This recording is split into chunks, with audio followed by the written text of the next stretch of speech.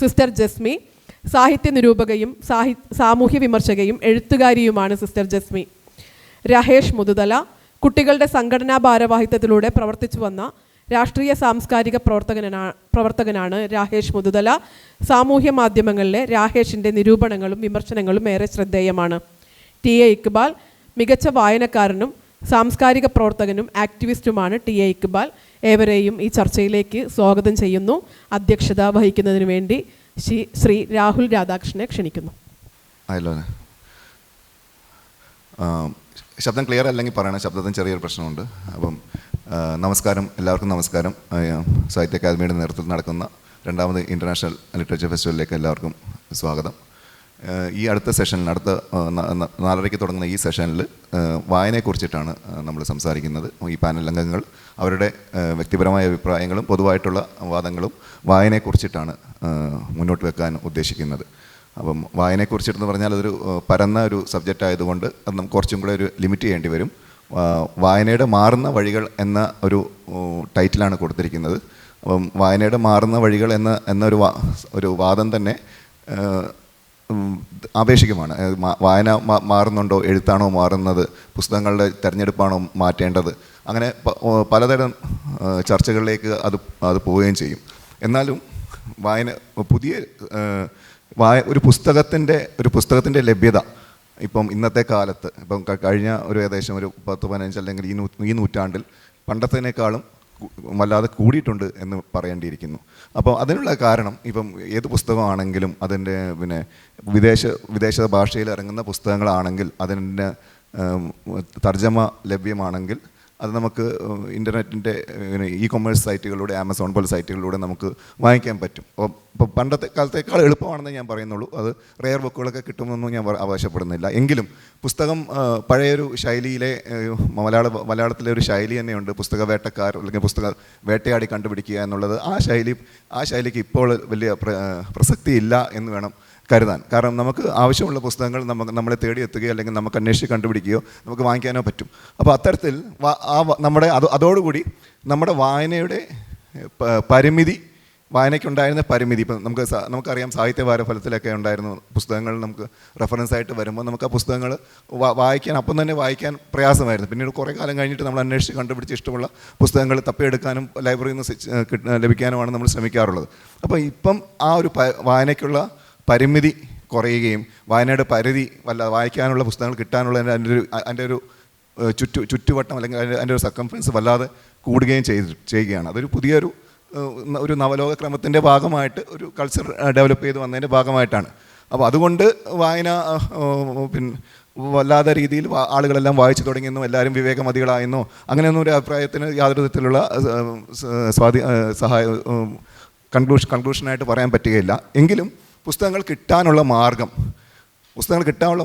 വർദ്ധിക്കുകയാണ്. അപ്പം നമ്മളിപ്പോൾ ഇവിടെ ആലോചിക്കേണ്ട ഒരു കാര്യം, പുതിയ ചുറ്റുപാടിൽ അപ്പോൾ നമ്മൾ 2025 പുസ്തകം വായിക്കുമ്പോൾ, സമകാലത്തിരുന്ന് പുസ്തകം വായിക്കുമ്പോൾ നമ്മൾ എന്ത് വിഷയം, അത് ഓരോരുത്തരെയും ഇഷ്ടത്തിനനുസരിച്ച് നമ്മൾ വായന എന്ന് പറഞ്ഞു കഴിഞ്ഞാൽ സാഹിത്യ വായന മാത്രമല്ല ഉദ്ദേശിക്കുന്നത്. ആ വായന ഏത് വിജ്ഞാനശാഖയിലുള്ള പുസ്തകങ്ങളെ നമുക്ക് വായിക്കാൻ സാധിക്കും. ഇപ്പോൾ നമുക്ക് ചരിത്രമാണെങ്കിലും ഭൂമിശാസ്ത്രമാണെങ്കിലും മനോവിജ്ഞാനീയമാണെങ്കിലും ഏത് പുസ്തകമാണെങ്കിലും രാഷ്ട്രീയമാണെങ്കിലും എല്ലാ പുസ്തകങ്ങളും നമുക്കിപ്പം പുതിയ തരത്തിലുള്ള ഗവേഷണത്തിൻ്റെ സഹായത്തോടെ ആളുകൾ എഴുതി തുടങ്ങുകയും അത് പലതരത്തിലുള്ള മാർക്കറ്റുകളിൽ അവൈലബിൾ ആവുകയും ചെയ്തിട്ടുണ്ട്. അപ്പോൾ അതുപോലെ നോൺ ഫിക്ഷൻ നമ്മൾ ഇതുവരെ വായിച്ചുകൊണ്ടിരുന്നത്, നമ്മൾ പണ്ട് കാലങ്ങളിൽ വായിച്ചുകൊണ്ടിരുന്നത്, നമ്മളൊക്കെ കുട്ടിക്കാലങ്ങളിൽ വായിച്ചുകൊണ്ടിരുന്ന ഒരു ഫിക്ഷൻ, ഒരു താളം ഉണ്ടായിരുന്നു. ഒരു ഫിക്ഷൻ കഥകൾ പറയുക, അല്ലെങ്കിൽ കഥകളിലൂടെ മറ്റൊരു ലോകം കണ്ടെത്തുക, കഥകളിൽ അഭിരമിച്ചുകൊണ്ട് കുട്ടിക്ക് വളർന്ന് വലുതാവുക, അങ്ങനെ അത്തരത്തിലുള്ള ഒരു സാമ്പ്രദായിക വായനയിൽ നിന്ന് വ്യതിചലിച്ചുകൊണ്ട് മറ്റു പല വിഷയങ്ങളിലുള്ള പുസ്തകങ്ങൾ വളരെയധികം വരാൻ തുടങ്ങി. അപ്പോൾ നമുക്കിപ്പം കഴിഞ്ഞ ദിവസം ഞാനൊരു പുസ്തകം കണ്ടു, റാറ്റ്സ് ലൈസസ് ആൻഡ് ഹിസ്റ്ററി, അതായത് എലികളുടെയും പേനുകളുടെയും ചരിത്രം എന്ന് പറഞ്ഞിട്ടുള്ള ഒരു പുസ്തകം ഇറങ്ങിയിട്ടുണ്ട്. പുതിയ പുസ്തകമാണ്. അപ്പോൾ അതേപോലെ ഹിസ്റ്ററി ഓഫ് ഐഡിയാസ് എന്ന് പറഞ്ഞിട്ടുള്ള പുസ്തകമുണ്ട്. അപ്പോൾ ഹിസ്റ്ററി ഓഫ് വേഴ്സ് ഐഡിയാസ് പറഞ്ഞ പുസ്തകമുണ്ട്. അപ്പോൾ ഇങ്ങനെ പലതരത്തിലുള്ള ചിന്താഗതിയിലൂടെ പല പുസ്തകങ്ങൾ വന്നുകൊണ്ടിരിക്കുമ്പോൾ നമ്മളെ വായന ആ രീതിയിൽ മാറേണ്ടതുണ്ടോ എന്ന ചോദ്യത്തിനാണ് നമ്മൾ ആദ്യം മറുപടി പറയേണ്ടത്. അപ്പോൾ ഈ 4 പേരും അവരുടെ അനുഭവത്തിൻ്റെ പശ്ചാത്തലത്തിൽ, ആ ഒരു ഭാവുകത്വത്തിൻ്റെ പശ്ചാത്തലത്തിൽ ഈ പുസ്തകങ്ങളുടെ പുതിയൊരു വായനയെക്കുറിച്ച് നമ്മളോട് സംസാരിക്കും. ഒരാൾക്ക് മാക്സിമം 10 മിനിറ്റ് വരെ സംസാരിക്കാൻ പറ്റും, എന്നാലേ നമ്മുടെ സമയം നമുക്ക് അഡ്ജസ്റ്റ് ചെയ്യാൻ പറ്റുള്ളൂ. ആദ്യം ഞാൻ അജയോട് സംസാരിക്കാൻ റിക്വസ്റ്റ് ചെയ്യാണ്. എല്ലാവർക്കും നമസ്കാരം.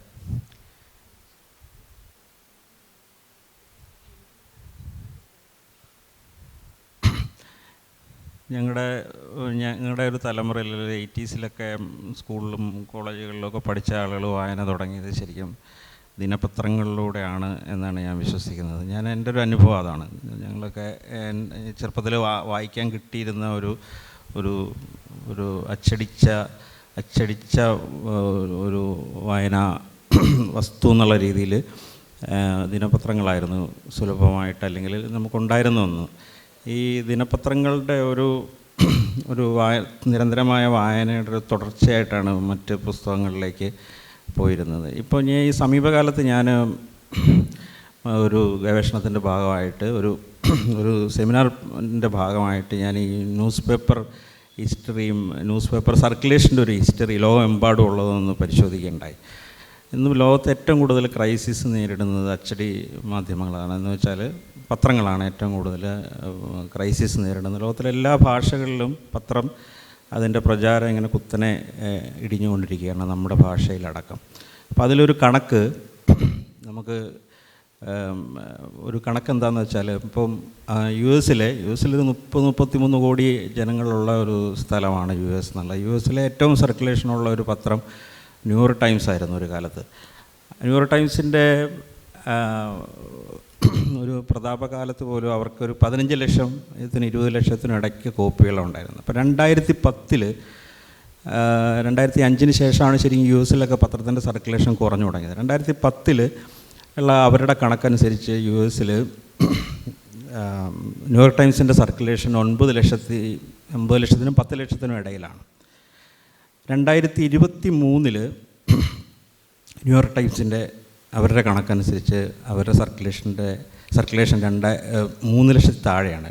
2,75,000 കോപ്പി, അങ്ങനെ എന്തൊരു കണക്കാണുള്ളത്. അപ്പോൾ ഇത്രയും ഒരു 15 വർഷത്തിൻ്റെ ഒരു ഗ്യാപ്പിനിടയിൽ ഒരു അച്ചടിച്ച ഒരു വായനോപാധിയുടെ സർക്കുലേഷൻ US പോലൊരു സ്ഥലത്ത് കുത്തനെ കുറഞ്ഞു. മറ്റെല്ലാ ഭാഷകളിലും, നമ്മുടെ അടക്കമുള്ള ഭാഷകളിലും പത്രങ്ങളുടെ സർക്കുലേഷൻ കുത്തനെ കുറഞ്ഞുകൊണ്ടിരിക്കുക. പക്ഷേ അതേസമയം തന്നെ വളരെ രസകരമായിട്ടുള്ള ഒരു കാര്യം എന്താണെന്ന് വെച്ചാൽ, 2023 ന്യൂയോർക്ക് ടൈംസിൻ്റെ ഡിജിറ്റൽ എഡിഷൻ്റെ സർക്കുലേഷൻ 1 കോടിയാണ്. 1 കോടിയിൽ മേളിലുണ്ട്. 1 കോടി സബ്സ്ക്രൈബേഴ്സ്, പണം കൊടുത്ത് ഈ ഡിജിറ്റൽ എഡിഷൻ വാങ്ങുന്ന ആളുകൾ 1 കോടി സബ്സ്ക്രൈബേഴ്സ് ഉണ്ടെന്നുള്ളതാണ്. ഈ അച്ചടി മാധ്യമങ്ങളുടെ സർക്കുലേഷൻ അല്ലെങ്കിൽ അവരുടെ ഒരു പ്രചാരം, അത് വായിക്കുന്ന ആളുകളുടെ എണ്ണം ഈ ഓവർ ദി ഇയേഴ്സ് ഭയങ്കരമായിട്ട് കുറഞ്ഞ് നമ്മുടെ വായന ഒരു ഡിജിറ്റൽ ഫോമിലേക്ക് പോയെങ്കിലും അത് ആ രീതിയിൽ അഫക്റ്റ് ചെയ്യാത്ത ഒരു അച്ചടിച്ച ഒരു വായനോപാധി എന്നുള്ളത് പുസ്തകങ്ങളാണ്. എല്ലാത്തരം പുസ്തകങ്ങളും, അത് ഫിക്ഷൻ മാത്രമല്ല, നോൺ ഫിക്ഷനൊന്നും ലോകത്ത് പബ്ലിഷിംഗ് ഇൻഡസ്ട്രി വളരെ ത്രൈവിങ് സ്റ്റേജിലാണ് ശരി ഇപ്പോഴും. അച്ചടിച്ച പുസ്തകം വാങ്ങുന്ന ആളുകളുടെ എണ്ണം കുറഞ്ഞിട്ടില്ല എന്ന് മാത്രമല്ല, നമുക്ക് ഈ ബുക്ക് പോലുള്ള സംഗതികൾ വന്ന ശേഷം അത് ഈ അച്ചടിച്ച പുസ്തകത്തെ എൻഹാൻസ് ചെയ്യുകയാണ് ചെയ്തത്, അതിനെ വളർത്തുകയാണ് ചെയ്തത്. ഇപ്പോൾ 80കളിലൊക്കെ വായന തുടങ്ങിയ ആളുകളിൽ അന്ന് സ്കൂളിലും കോളേജുകളിലും 80കളിലും 90കളിലും കോളേജിൽ പഠിച്ചുകൊണ്ടിരിക്കുന്ന നമ്മുടെ നാട്ടിലെ കേരളത്തിലെ ആളുകളുടെ അന്നത്തെ ഏറ്റവും വലിയൊരു റെവല്യൂഷൻ എന്താണെന്ന് വെച്ചിട്ടുണ്ടെങ്കിൽ ഫോട്ടോസ്റ്റാറ്റായിരുന്നു. നമുക്ക് പുസ്തകങ്ങൾ കിട്ടാനില്ല. നമുക്കൊരു പുസ്തകം വേണമെന്നുണ്ടെങ്കിൽ നമ്മൾ പോയി അതിൻ്റെ ഒരു ഫോട്ടോസ്റ്റാറ്റ് എടുക്കുക. ഫോട്ടോസ്റ്റാറ്റ് വളരെ ചീപ്പായിരുന്നു. ഒരു പുസ്തകം വില കൊടുത്ത് വാങ്ങാൻ നമുക്ക് അഫോർഡ് ചെയ്യാൻ പറ്റാത്തതുകൊണ്ട് ഞങ്ങളൊക്കെ ചെയ്തിരുന്ന ഒരു പുസ്തകം ലൈബ്രറിയിൽ നിന്ന് എടുക്കുന്ന പുസ്തകം അപ്പം തന്നെ പോയി ഒരു ഫോട്ടോസ്റ്റാറ്റ് എടുക്കും എന്നുള്ളതാണ്. വളരെ പ്രധാനപ്പെട്ട ഒരു പുസ്തകം ഒരാൾ വായിക്കാൻ തന്നാൽ അത് അയാൾ അറിയാതെ തന്നെ ഈ ഫോട്ടോസ്റ്റാറ്റ് എടുക്കുന്നതിന് പുസ്തകം വാങ്ങുന്ന ആളുകളൊക്കെ ഭയങ്കര എതിരാണ്. കാരണം അതിൻ്റെ ബൈൻഡിങ് അടന്നു പോകും നമ്മൾ ഫോട്ടോസ്റ്റാറ്റ് എടുക്കുമ്പോൾ. ഇത് ആളുകളോട് പറയാതെ തന്നെ നമ്മൾ സ്വകാര്യമായിട്ട് പുസ്തകം സ്വന്തമായി കയ്യിലുള്ള ആളുകളെ അടുത്ത് ചെന്നിട്ട് ആ പുസ്തകം നമ്മൾ വാങ്ങിച്ച് രഹസ്യമായിട്ട് ഫോട്ടോസ്റ്റാറ്റ് എടുക്കുമായിരുന്നു. വളരെ ചീപ്പ് പ്രൈസിൽ ഫോട്ടോസ്റ്റാറ്റ് എടുത്ത് തരുന്ന കേന്ദ്രങ്ങളായിരുന്നു അന്നത്തെ വായനക്കാരുടെ ഒരു 80s 90s വായനക്കാരുടെ ഒരു പ്രധാനപ്പെട്ട അഭയ കേന്ദ്രം എന്നുള്ളത്. ആ സ്ഥിതി മാറി ഇന്ന് ഫോട്ടോസ്റ്റാറ്റിൻ്റെ സ്ഥാനത്ത് PDF ആണ് ഉണ്ടാക്കിയ ഒരു വലിയ റവല്യൂഷൻ ഉണ്ടാക്കിയിരിക്കുന്നത്. ഏറ്റവും നേരത്തെ രാഹുൽ പറഞ്ഞതിൻ്റെ തുടർച്ചയായിട്ട് പറയുകയാണെങ്കിൽ ലോകത്തിലെ ഏറ്റവും പ്രധാനപ്പെട്ട റവല്യൂഷൻ വായനാ ലോകത്തെ ഏറ്റവും വലിയ റവല്യൂഷൻ PDF ആണെന്ന് പറയാം. നമുക്ക് ലോകത്ത് എവിടെ ഇറങ്ങുന്ന പുസ്തകവും ആ നിമിഷം തന്നെ നമുക്ക് ആക്സസ് ചെയ്യാനുള്ള, ഫ്രീ ആയിട്ട് ആക്സസ് ചെയ്യാനുള്ള ഒരു സംവിധാനം, അല്ലെങ്കിൽ ഒരു സിസ്റ്റം വായനക്കാരുണ്ടാക്കിയെടുത്തിട്ടുണ്ടെന്നുള്ളതാണ് ഇപ്പോൾ. അത് ഇത് ചില ആദ്യമൊക്കെ വിചാരിച്ചിരുന്നു ഈ ബുക്ക് വരികയും PDF ഇത്ര വ്യാപകമൊക്കെ ചെയ്യുമ്പോൾ അത് പ്രിൻറ്റിനെ ബാധിക്കുന്നു, പ്രിൻ്റ് അച്ചടിച്ച പുസ്തകത്തിൻ്റെ സർക്കുലേഷനെ അല്ലെങ്കിൽ അതിൻ്റെ വിൽപ്പനയെ അത് ബാധിക്കും എന്നുള്ളൊരു ഭീതി പൊതുവേ പ്രസാധകർക്കുണ്ടായിരുന്നു. പക്ഷേ നമ്മൾ മനസ്സിലാക്കുന്നൊരു കാര്യം വെച്ചിട്ടുണ്ടെങ്കിൽ ഇത് വായനയെ കുറച്ചും കൂടെ എൻഹാൻസ് ചെയ്യുക ചെയ്ത്. ഇത് വേറൊരു പ്രശ്നം, ഈ ഇത്തരത്തിൽ മാറുന്ന ഒരു വായനാ ലോകത്താണ് നമ്മൾ ഇരിക്കുന്നത് എന്നുള്ളത്. ഒരു കഴിഞ്ഞ 10 കൊല്ലത്തിനിടയിൽ ഉണ്ടായത്ര ചേഞ്ച്, ഇത്ര സമഗ്രമായിട്ടുള്ളൊരു ജീവിതത്തിൻ്റെ എല്ലാ തുറകളിലും സ്പർശിക്കുന്ന രീതിയിലുള്ള ഒരു ടെക്നോളജി കൊണ്ടുവന്നൊരു മാറ്റം എന്ന് പറഞ്ഞാൽ അതിശയിപ്പിക്കുന്നൊരു മാറ്റമാണ്. ഇത് കൊണ്ടുവന്ന ഇത്രയും വിപുലമായിട്ടുള്ള ഇൻഫർമേഷൻ ഹാൻഡിൽ ചെയ്യാനുള്ള കരുത്ത് നമുക്കില്ല എന്നുള്ളതാണ് ഇപ്പോഴത്തെ ഒരു പ്രധാന പ്രശ്നം. മുൻപൊക്കെ നമ്മൾ പറയും പുസ്തകം വായിക്കാനില്ല. അപ്പോൾ എം ഡിയുടെ അനുസ്മരണത്തിൽ എഴുതിയിട്ടുണ്ട്, ചെറുപ്പത്തിൽ പൈസയൊന്നുമില്ല, പുസ്തകമൊന്നും വില കൊടുത്ത് വാങ്ങാനുള്ള പൈസയൊന്നുമില്ല. ആ സമയത്ത് രമണൻ ഒരു കോപ്പി ഒരു ലൈബ്രറിയിൽ നിന്ന് എടുത്തുകൊണ്ട് വന്നിട്ട് അത് ചേട്ടനും എം ഡിയുടെ ബ്രദറും കൂടി ഇരുന്ന് ഒറ്റ രാത്രി കൊണ്ട് പകർത്തി എഴുതിയെന്ന് എം ഡിയുടെ ഒരു അനുസ്മരണത്തിൽ പറയുന്നുണ്ട്. പുസ്തക ലഭ്യത വളരെ കുറവായിരുന്ന അത്തരത്തിലൊരു കാലത്തിൽ നിന്ന് ഇന്ന് ഏത് പുസ്തകവും, ഏത് ടൈപ്പ് പുസ്തകവും, നിങ്ങൾ ഏത് മേഖലയിലാണോ താല്പര്യപ്പെടുന്നത് ആ രീതിയിൽ അതിൻ്റെ ലഭ്യത വലിയ തോതിൽ റെവല്യൂഷനൈസ് ചെയ്യപ്പെട്ടിട്ടുണ്ട്, അതിൻ്റെ വല്ലാതെ വളർത്തിച്ചു. പക്ഷേ ഇത്രയും അധികം പുസ്തകങ്ങൾ നമ്മുടെ മുന്നിലേക്ക് വരുമ്പോൾ ഇതിൽ നിന്ന് എന്ത് ചൂസ് ചെയ്യും, നമുക്ക് ആവശ്യമുള്ളത് എന്താണ്, ഈ ഇൻഫർമേഷൻ നമ്മളെങ്ങനെ ഹാൻഡിൽ ചെയ്യും എന്നുള്ളതൊരു വലിയ ഒരു പ്രശ്നമായിട്ട് എനിക്ക് തോന്നുന്നുണ്ട്. ഇപ്പോഴത്തെ നമ്മൾ നേരിടുന്നൊരു പ്രശ്നം നമുക്ക് പുസ്തകം വായിക്കാനില്ല എന്നുള്ളതല്ല എന്നുള്ളതാണ്. ഇപ്പോൾ എം ഡിയുടെ മഞ്ഞെന്നുള്ള നോവൽ തുടങ്ങുന്നത് വളരെ പ്രശസ്തമായ വാചകം എന്ന് വെച്ചിട്ടുണ്ടെങ്കിൽ വായിക്കാനൊന്നുമില്ല എന്ന് പറഞ്ഞാൽ തുടങ്ങുന്നത്.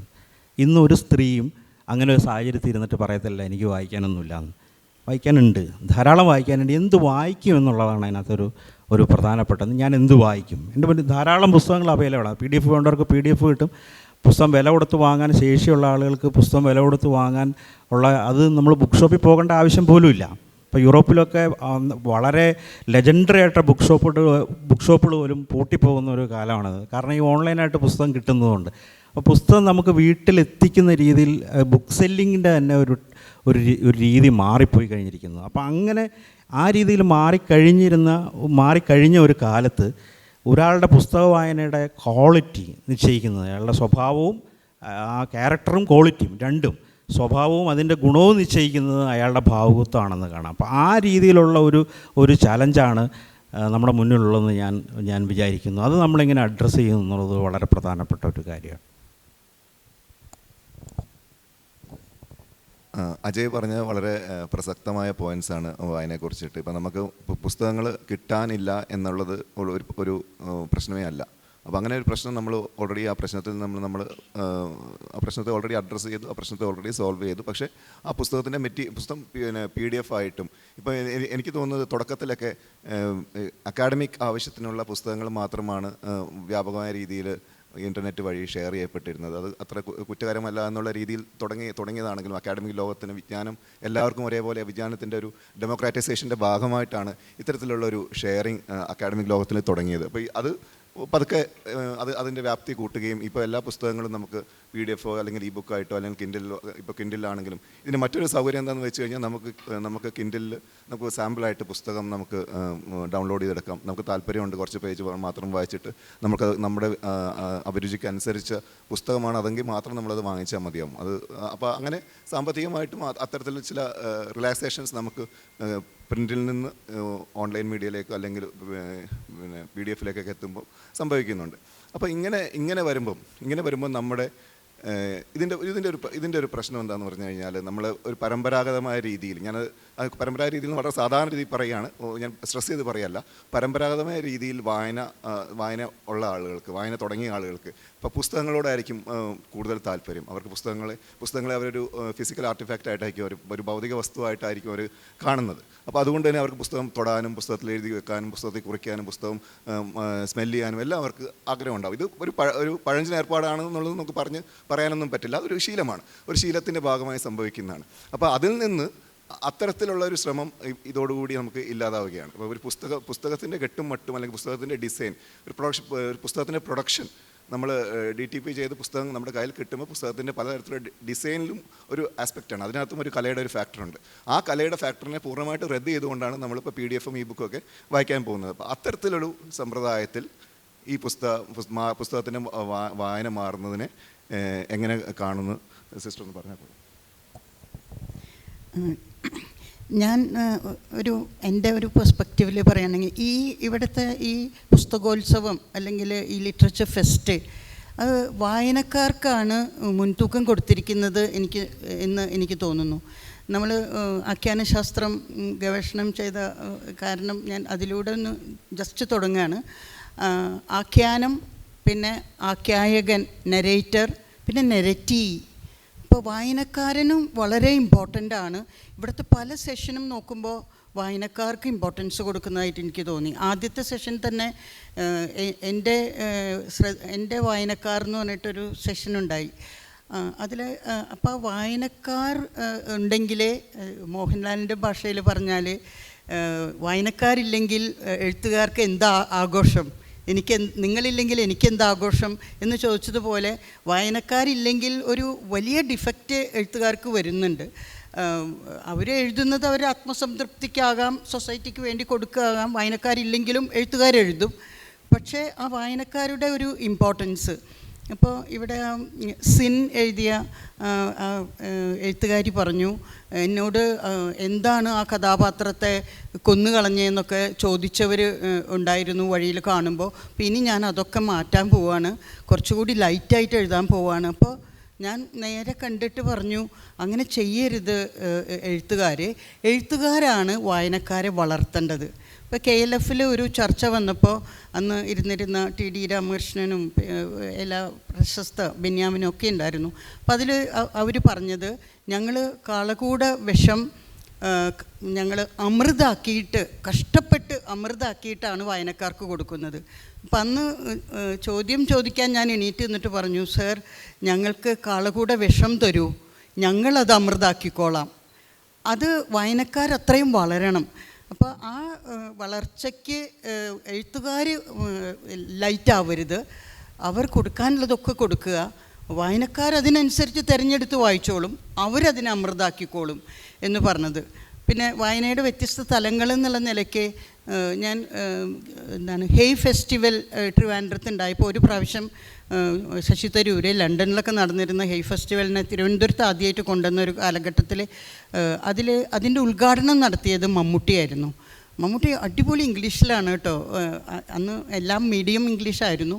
അപ്പോൾ സംസാരിച്ചപ്പോൾ അവരോട്, സംഘാടകരോട് പറഞ്ഞത്, നിങ്ങൾ തിരക്കഥ ഒന്ന് ലിറ്ററേച്ചറിൽ കൂട്ടുമോ, അടുത്ത പ്രാവശ്യമെങ്കിലും തിരക്കഥയും ലിറ്ററേച്ചറായിട്ട് പരിഗണിക്കണം. അത് വ്യത്യസ്ത വായനകളാണ് ഉദ്ദേശിച്ചത്.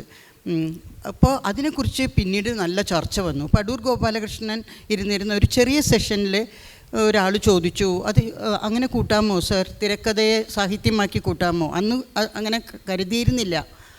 അപ്പോൾ അടൂർ പറഞ്ഞ മറുപടി, അത് വെറും ഒരു ഹോംവർക്കാണ്, അതൊന്നും സാഹിത്യമായിട്ട് കണക്കാക്കാൻ പാടില്ല എന്ന് നിഷിദ്ധമായി വിമർശിച്ച് അന്ന് പറഞ്ഞു.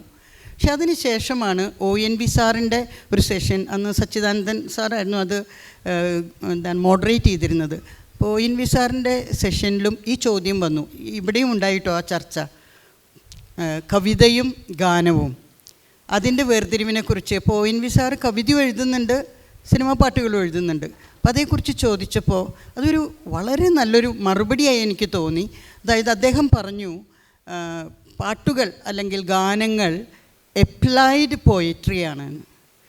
ഇന്ന് അതാണ് കാലം. ഇപ്പോൾ BCA കമ്പ്യൂട്ടർ ആപ്ലിക്കേഷൻ, അതിനാണ് നിറയെ അഡ്മിഷന് കുട്ടികൾ വന്ന് സെൻറ്റ് മേരീസിലൊക്കെ സീറ്റില്ല BCAക്ക്, വളരെ ബുദ്ധിമുട്ടിയിട്ടാണ് സീറ്റ് കൊടുക്കുന്നത്. അതുപോലെ തന്നെ ബയോ കെമിസ്ട്രി അല്ലെങ്കിൽ പോളിമർ കെമിസ്ട്രി ഇങ്ങനെ വരുന്ന എല്ലാതും അപ്ലൈഡ് ഫങ്ഷണൽ ഇംഗ്ലീഷ്. അപ്പോൾ അതിനാണ്, കാരണം ജോലി കിട്ടാനും സാധ്യത പ്രാക്ടിക്കലാണത്. അപ്പോൾ അതിലേക്കാണ് ആളുകൾ വരുന്നത്. അതായിരിക്കാം കവിത കുറേയും കൂടി ജനകീയമായത്. അത് ഗാനമായപ്പോഴായിരിക്കും, പാട്ടായപ്പോഴാണ്. നമ്മൾ അതിലൂടെ ഒരുപാട് നമ്മൾ സാഹിത്യം മനസ്സിലാക്കിയിട്ടുണ്ട് പല ഗാനങ്ങളിലൂടെയും. അതിന് അപവാദങ്ങളുണ്ട് എന്നാലും. അപ്പോൾ ആ ഒരു അത് വളരെ ആശ്വാസം തന്ന ഒരു വാക്കായിരുന്നു. അപ്ലൈഡ് പോയട്രിയാണ്. അപ്പോൾ ഇങ്ങനെയും അത് സാഹിത്യത്തിൻ്റെ ഭാഗമാകുന്നു. അപ്പോൾ ഇവിടെ വന്നപ്പോഴാണ് തീവണ്ടി സാഹിത്യം എന്ന് പറഞ്ഞിട്ടൊരു സെഷൻ. ഞാൻ ഇവിടെയുള്ള ഓരോ സെഷനിലൂടെയും കടന്നു പോകുമ്പോൾ വ്യത്യസ്ത സെഷനുകൾ, നോവലിൻ്റെ ഒരു ഇതിൽ പട്ടാള നോവൽ എഴുതിയ എഴുത്തുകാരിയും സംസാരിക്കുന്നുണ്ട്. അപ്പോൾ അതിന് നമുക്കിവിടെ എന്താണ് ഇനോഗ്രൽ സെഷന് തന്നെ നമ്മുടെ താള വായന, അതും ഒരു വായനയാണെന്ന് പറഞ്ഞത്. ഞാനൊക്കെ ഈ തബല കൊട്ടാറുണ്ട് മഠത്തിൽ പാട്ടിന്. അപ്പോൾ ഞങ്ങൾ പറയും തബല കൊട്ടുക. അപ്പോൾ ഞങ്ങൾക്ക് തിരുത്തി തരും. ഞങ്ങളെ തബല പഠിപ്പിച്ച സിസ്റ്റർ പറയും തബല വായിക്കുക എന്നാണ് പറയുക കേട്ടോ, കൊട്ടുക എന്ന് പറയരുത്. അപ്പോൾ അതും ഒരു വായനയല്ലേ എന്ന് മട്ടന്നൂർ സാറ് ആ ഇനോഗ്രൽ സെഷനിൽ ചോദിച്ചപ്പോൾ ഒക്കെ വ്യത്യസ്ത വായനകളാണ്. അപ്പം ഇങ്ങനെ പലതരം വായനകൾ ഇവോൾവ് ചെയ്ത് വരികയാണ്. അപ്പം ഇനി നമുക്ക് പണ്ട് WH ഹഡ്സനാണ് ഞങ്ങൾ ക്രിറ്റിസിസം പഠിപ്പിക്കുന്ന BA ഡിഗ്രി ലെവലിൽ. ഹഡ്സൻ്റെ പുസ്തകമാണ് എല്ലാവരും പഠിക്കേണ്ടത്. അപ്പോൾ അതിൽ എന്താണ് ലിറ്ററേച്ചർ എന്നുള്ളൊരു ചോദ്യമുണ്ട്. അതിൻ്റെ ഡെഫിനേഷൻ അദ്ദേഹം പറയുന്നത് ലാസ്റ്റിംഗ് ഹ്യൂമൻ സിഗ്നിഫിക്കൻസ് ഉള്ള എല്ലാം ലിറ്ററേച്ചറാണ്. അപ്പോൾ അതിൽ നിന്ന് എന്തൊക്കെ അവോയ്ഡ് ചെയ്യാൻ പറ്റും? നമുക്ക് ആൽമനാക്സ് അല്ലെങ്കിൽ ടെലിഫോൺ ഡയറക്ടറി അതൊക്കെ അവോയ്ഡ് ചെയ്യാം, റെയിൽവേ ലിസ്റ്റ്. പക്ഷേ ഇന്നിപ്പോൾ അതുപോലും വായിക്കപ്പെടുന്നു. നമുക്കൊക്കെ ചില സമയത്ത് അതാണ് ഏറ്റവും അത്യാവശ്യമുള്ളത്. അപ്പോൾ നമ്മൾ ഡിക്ഷണറിയും ഉപയോഗിക്കുന്നു, നമ്മൾ ടെലിഫോൺ ഡയറക്ടറി ഒന്നുമില്ല എന്നാലും. അപ്പോൾ വായനയ്ക്ക് ഒരു ലിമിറ്റില്ലാത്തതുപോലെ വായന ഇങ്ങനെ വികസിച്ച് വരികയാണ്. എന്തും വായനായോഗ്യമായി മാറുന്നു. ഞാൻ ഓൺലൈൻ വായനയിലേക്ക് ആദ്യം കടക്കുന്നില്ല, അത് പിന്നീട് കടക്കാം. അപ്പോൾ ഇങ്ങനെ ലിറ്ററേച്ചർ എന്ന് പറയുന്നത് എന്താണെന്ന് പറയാൻ പറ്റാത്ത വിധം, ഇനി ആകാശത്തിന് കീഴെയുള്ളതാണോ? അല്ല, ആകാശത്തിന് മുകളിൽ സ്പേസ് ലിറ്ററേച്ചറുണ്ട്, സയൻസ് ലിറ്ററേച്ചറുണ്ട്, എക്സസൈസ് അല്ലെങ്കിൽ ഫിസിക്കൽ എക്സസൈസ് അതും ലിറ്ററേച്ചറാണ്. പിന്നെ തിയോളജി, മതം, തിയോളജിക്കൽ ബുക്സായിട്ട് ലിറ്ററേച്ചറായിട്ട് വരുന്നുണ്ടല്ലോ. അപ്പോൾ ഞാൻ ആത്മകഥ എഴുതുമ്പോൾ തന്നെ കുറച്ച് ആത്മകഥകൾ ഇറങ്ങിക്കഴിഞ്ഞിരുന്നു. ഒരു കള്ളൻ്റെ ആത്മകഥ, സെക്സ് വർക്കറിൻ്റെ ആത്മകഥ, അതൊക്കെ ഇങ്ങനെ ഏതാണ്ട് ഇറങ്ങി തുടങ്ങിയിട്ടുണ്ട്. പക്ഷേ ഒരു കന്യാസ്ത്രീ എന്ന നിലയിൽ ആത്മകഥ എഴുതുമ്പോൾ എനിക്ക് മുൻമാതൃകയില്ലാതെ ഞാൻ കുറച്ച് വിഷമിച്ചിട്ടുണ്ട്. ഞാൻ ഉഷാകുമാരിയോടൊക്കെ വിളിച്ച് ചോദിച്ചിട്ട് പറഞ്ഞു, എങ്ങനെയാണ് ഞാൻ എന്നാണോ വെക്കേണ്ടത്, അല്ലെങ്കിൽ എങ്ങനെയാണ് ആത്മകഥ എഴുതുന്ന ആൾ വെക്കേണ്ടത്? അങ്ങനെ കുറേ സംശയങ്ങൾ വന്നു. പക്ഷേ പിന്നീടും ആത്മകഥകളുടെ കുത്തൊഴുക്ക് എന്ന് പറയാം, എനിക്ക് മുമ്പും കുറച്ചുണ്ടായിട്ടുണ്ട്. പക്ഷേ പിന്നെ കുത്തൊഴുക്കായി. ഇപ്പോൾ സിസ്റ്റേഴ്സ് തന്നെ 2, 3, 4 പേരൊക്കെ ഇപ്പോൾ ആത്മകഥകൾ എഴുതിക്കൊണ്ടിരിക്കുന്നു. അത് സബോൾട്ടേൺ ഹിസ്റ്ററി അല്ലെങ്കിൽ സബോൾട്ടേൺ ലിറ്ററേച്ചർ, അതിൻ്റെ ഇമ്പോർട്ടൻസാണ് വരുന്നത്. പണ്ട് VIP മാത്രം എഴുതിയിരുന്ന ആത്മകഥ ഇന്ന് എല്ലാവർക്കും എഴുതാം എന്നുള്ള വിധത്തിൽ സബോൾട്ടനായി തീർന്നു. അപ്പം അതൊക്കെ സാഹിത്യമായി മാറി അംഗീകരിക്കപ്പെടുന്നു. ആഗ്രഹത്തോടെ വായിക്കുന്നു, കൊതിയോടെ വായിക്കുന്നു. പിന്നെ നമുക്ക് പിന്നെയുള്ള വിഭാഗങ്ങൾ അറിയാലോ, ദലിത് ലിറ്ററേച്ചർ. അതിൽ തന്നെ എന്താണ് ഗൂസ്ബെറിക്കാർ നിറയെ ദലിത് ലിറ്ററേച്ചർ ഇറക്കി തുടങ്ങി. അപ്പോൾ അത് വായിച്ചപ്പോൾ അലീനയുടെ പോയംസും ഇതൊക്കെ ഒന്ന് വിശകലനം ചെയ്യാൻ, സ്റ്റഡി ചെയ്യാൻ എനിക്ക് 2 ബുക്ക് കൊടുത്തയച്ചിരുന്നു. അലീനയുടെ പോയട്രി ബുക്കൊക്കെ കണ്ടിട്ട് അക്ഷരാർത്ഥത്തിൽ ഞെട്ടിപ്പോയി. അവരുടെ ഉള്ളിലിരിക്കുന്ന അടിച്ചമർത്തപ്പെട്ട എല്ലാ വികാരങ്ങളും വയലൻസായിട്ടും ഏതൊക്കെ പ്രതിഷേധമായിട്ടും ഒക്കെ പുറത്തു വരുന്നത് കണ്ട് എന്താണ് അവർ TV കാണാൻ പോയപ്പോൾ അവരുടെ മേലേക്ക് സാമ്പാറിൻ്റെ പാത്രം എടുത്തിട്ട് ദേഷ്യത്തിൽ കുടിച്ച് വന്ന അവിടുത്തെ വീട്ടുടമ എറിഞ്ഞപ്പോൾ ഇവരതിലെ കഷ്ണങ്ങൾ പെറുക്കി പെറുക്കി തിന്നാണ്. കാരണം അവർ വിശന്നിരിക്കുകയാണ്. ടി വി കാണാൻ പോയാലും അവർക്ക് ഭക്ഷണമൊന്നുമില്ല. അപ്പോൾ അതൊക്കെ മൈൽഡായിട്ടുള്ളത് കേട്ടോ. മദ്യപിച്ച് വന്ന അച്ഛനെ അന്ന് രാത്രി ഞങ്ങൾക്ക് അദ്ദേഹമായിരുന്നു കറിക്ക് വിഷയമായത്. എന്ന് വെച്ചാൽ അച്ഛനെ നുറുക്കി കറി വെച്ച് അവർ ഭക്ഷണം കഴിക്കുന്നു. അവരുടെ പിന്നെ ഒരു ബ്ലഡി മേരി എന്നൊക്കെ പറഞ്ഞിട്ടൊക്കെ ഉള്ളത്, ഈ വസ്ത്രത്തിൽ മെൻസസ് ആയപ്പോൾ അവൾക്ക് പേര് വീണതുമൊക്കെ. പക്ഷേ അതൊക്കെ എഴുതുന്ന ആ ഒരു തീവ്രത, അവരുടെ ഉള്ളിൽ അടിഞ്ഞു കയറിയിരിക്കുന്ന വിപ്ലവങ്ങൾ മുഴുവൻ ആ കവിതകളുടെ പുറത്തു വരികയാണ്. നമ്മളങ്ങനെ ദളിത് ലിറ്ററേച്ചർ ഞാൻ മുഴുവൻ പറയുന്നില്ല, ഞാൻ ഈ അലീനയുടെ കവിതകൾ വായിച്ച് ഞെട്ടിപ്പോയി. കാരണം ഇത് പക്ഷെ അറിയണം, ജനം അറിയണം. ഇവരുടെ ഉള്ളുകളിലൊക്കെ വീർപ്പുമുട്ടിയിരിക്കുന്ന കാര്യങ്ങൾ അറിഞ്ഞാലേ നമുക്ക് അതിനെ എന്തെങ്കിലും ഒരു ഇക്വാളിറ്റി കൊടുക്കാനോ പരിഹാരം കൊടുക്കാനോ നമുക്ക് പറ്റുള്ളൂ. ഇപ്പോൾ എം.എ. ബേബിയുടെ കനവിലെ ഈ കുട്ടികളെ മുഴുവനും നൃത്തരൂപത്തിലൂടെയും അവരുടെ ഉള്ളിൽ അടിഞ്ഞു കിടക്കുന്ന എല്ലാ അടിച്ചമർത്തപ്പെട്ട വികാരങ്ങളും അവർ പല വിധത്തിൽ പ്രകടിപ്പിക്കുകയായിരുന്നു. ഞങ്ങളന്ന് കാണാൻ പോയപ്പോൾ ഒരു PhD ചെയ്തുകൊണ്ടിരുന്ന ഒരു പയ്യൻ ബേബിയോട് ചോദിച്ചതാണ്, ഇത് ശരിയാണോ, ഇവരെയൊക്കെ ഇങ്ങനെ പഠിപ്പിച്ചിട്ട് വിപ്ലവത്തിൻ്റെ വിത്തുകൾ പാകി ഇവരെയൊക്കെ സൊസൈറ്റിക്ക് ഭീകരന്മാരാക്കി മാറ്റുകയാണോ സാറ് ചെയ്യുന്നത് എന്ന്. പക്ഷെ ഞാൻ ആ അഭിപ്രായത്തോട് യോജിക്കില്ല. പുറത്ത് വരണം അതൊക്കെ. കോളേജിൽ തന്നെ ഒരു ഓപ്പൺ ബോക്സ് എന്ന് പറഞ്ഞിട്ട് ഞാൻ ഷെയറിംഗ് ബോക്സ് എന്ന് പറഞ്ഞ് വെച്ചത്. മുമ്പ് അതിനെ ക്രിട്ടിക്കൽ ബോക്സ് എന്നോ അങ്ങനെ എന്തൊക്കെയോ ആയിരുന്നു പേര്. അത് ഞാൻ മാറ്റി ഷെയറിംഗ് ബോക്സ് എന്നാക്കിയിട്ട് എല്ലാ വെള്ളിയാഴ്ചയും ഈവനിങ് ഞാൻ ആ ബോക്സിൽ എഴുതിയിട്ടതെല്ലാം കൊണ്ടുവന്നിട്ട് ശനി ഞായറും ഞാൻ വായിച്ച് തിങ്കളാഴ്ച ഒന്നുകിൽ ജനറൽ അസംബ്ലി വയ്ക്കും, അല്ലെങ്കിൽ എൻ്റെ പ്രിൻസിപ്പൽ റൂമിൽ തന്നെ എല്ലാവരെയും വിളിച്ചു വരുത്തിയത് റെപ്രസെൻറ്റേറ്റീവ്സിന്. അവർ വരുമ്പോൾ അവർക്ക് പേനയും ബുക്കുമായിട്ട് വരണം എന്ന് പറയും. അപ്പോൾ അതിനൊക്കെ ഉത്തരങ്ങൾ കൊടുക്കും. ഞാൻ പറയുന്നത് അവരുടെ ഉള്ളിലെ വികാരങ്ങൾ നമുക്കറിയാൻ പറ്റുകയാണ്. പലരും പല തമാശകളും എഴുതും, ചിലപ്പോൾ എന്നെ തന്നെ ക്രിട്ടിസൈസ് ചെയ്ത് എഴുതും.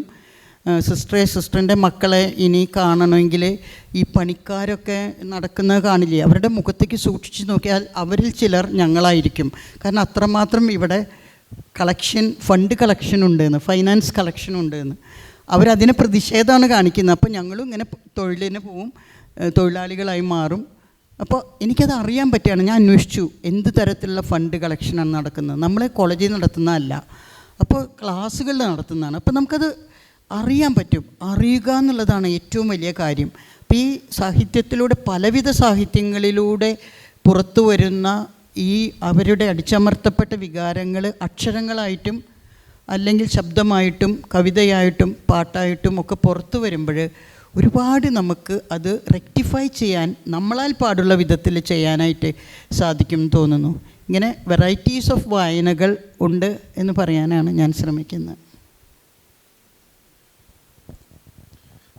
നമ്മൾ ആമുഖത്തിൽ പറഞ്ഞതിൻ്റെ ഒരു എക്സ്റ്റൻഷൻ പോലെയാണ് ഇപ്പം സിസ്റ്റർ പറഞ്ഞത്. അപ്പം നമ്മൾ പലതരത്തിലുള്ള ഷോണറുകൾ, പലതരത്തിൽ ഉള്ള വായനകൾ നടക്കുന്നു. അത് ഇപ്പോൾ നമ്മൾക്കിപ്പോൾ പ്രധാനമായിട്ടും നമുക്കിപ്പോൾ അറിയാമ്പോൾ ആത്മകഥയെ തന്നെ നമുക്ക് ഫിക്ഷനായിട്ട് കാണാൻ പറ്റും, അല്ലെങ്കിൽ തിരിച്ചും കാണാൻ പറ്റും. അങ്ങനെ പലതരത്തിലുള്ള ഇപ്പം സാഹിത്യത്തിൻ്റെ കാര്യം പറയുകയാണെങ്കിൽ സാഹിത്യത്തിൽ തന്നെ പലതരത്തിലുള്ള മാറ്റങ്ങൾ കുറച്ച് കാലമായിട്ട് തന്നെ വന്നു കഴിഞ്ഞു. ഇപ്പം ലോകമെമ്പാടും നോക്കുകയാണെങ്കിൽ ഓട്ടോ ഫിക്ഷനൊക്കെ വളരെ നന്നായിട്ട് വിറ്റ് പോകുന്നുണ്ട്. അപ്പം വിറ്റ് പോകുന്നുണ്ട്, വായിക്കപ്പെടുന്നുമുണ്ട്. അപ്പോൾ പിന്നെ വിറ്റ് പോകുന്നു എന്നുള്ളത് ഞാൻ പോസിറ്റീവായിട്ട് തന്നെ പറഞ്ഞു. പിന്നെ അപ്പോൾ ഇത്തരത്തിൽ പലതരത്തിൽ ഇപ്പം ഒരു വായനയ്ക്കുള്ള ഒരു ഉപാധി എന്ന നിലയ്ക്ക് ഒരു വസ്തു, ഒരു വായനയ്ക്ക് വായന എന്ന പ്രക്രിയയെ സാധ്യമാക്കുന്ന വിധത്തിൽ നമുക്ക് നമ്മുടെ മുമ്പിലേക്ക് എത്തുന്ന ഒരു വർക്ക് ഓഫ് ആർട്ടിനെ നമുക്ക് ഏത് തരത്തിലും നമുക്ക് വായിക്കാമെന്നുള്ളത് നമ്മുടെ ഇഷ്ടമാണ്. അതിനെ നമുക്ക് പിന്നെ ഓർമ്മക്കുറിപ്പായിട്ടും വായിക്കാം, നോവലായിട്ടും വായിക്കാം. ഇപ്പം ഏറ്റവും പുതിയൊരു ഉദാഹരണം പറഞ്ഞു കഴിഞ്ഞാൽ ബുക്കർ സമ്മാനം കിട്ടിയ ഗോസ്പട്ടിനോവിൻ്റെ ഒരു നോവലിൽ ഡെത്ത് ആൻഡ് ദി ഗാർഡൻ എന്ന് പറഞ്ഞ നോവലിൽ അച്ഛനെക്കുറിച്ചിട്ടുള്ള മരിച്ചുപോയ അച്ഛനെക്കുറിച്ചിട്ടുള്ള ഓർമ്മകളാണ്. അത് വേണമെങ്കിൽ ഒരു മെമ്മോ പോലെ, ഒരു ഓർമ്മക്കുറിപ്പ് പോലെ അദ്ദേഹത്തിന് എഴുതാമായിരുന്നു. പക്ഷേ അതിന് മറ്റൊരു തലത്തിലേക്ക് മാറ്റിക്കൊണ്ട് വേറൊരു ഭാഗത്തിലേക്ക് വരച്ച് കാണിക്കുന്ന വിധത്തിൽ അതിനൊരു നോവലാക്കി മാറ്റുക എന്നതിൻ്റെ ഒരു ക്രിയാത്മകമായ ഒരു വശമുണ്ടല്ലോ. അപ്പോൾ അങ്ങനെ വരുമ്പോൾ എഴുത്തുകാരൻ വേറെ തരത്തിലുള്ള ഭാവത്ത് മുന്നോട്ട് വെക്കുകയും വായനക്കാരൻ അതിനെ തിരിച്ചറിയാനും അതിനോട് താതാത്മ്യം പ്രാപിക്കാനും പറ്റുന്നു എന്നത് തന്നെ ഒരു വലിയ കാര്യമാണ്. അപ്പോൾ ഇങ്ങനെയാണ് വായനയുടെ മാറുന്ന വഴി എന്നുള്ള രീതിയിൽ നമ്മുടെ ഡിസ്കഷൻ പോകുന്നത്. അപ്പം അത് പ്രധാനമായിട്ടും ഓൺലൈൻ അല്ല അതിൻ്റെ ഉപാധി മാറുക എന്നുള്ളതല്ല, അത് വായന പ്രദാനം ചെയ്ത ഭാവുകത്വത്തിൽ കാതലായ മാറ്റം വരുന്നു എന്നാണ് ഇവിടുത്തെ ഡിസ്കഷൻ പോയിന്റ്. അപ്പോൾ ഇതിനെക്കുറിച്ചിട്ട് ശ്രീ ഇക്ബാൽ കൂടുതൽ സംസാരിക്കും.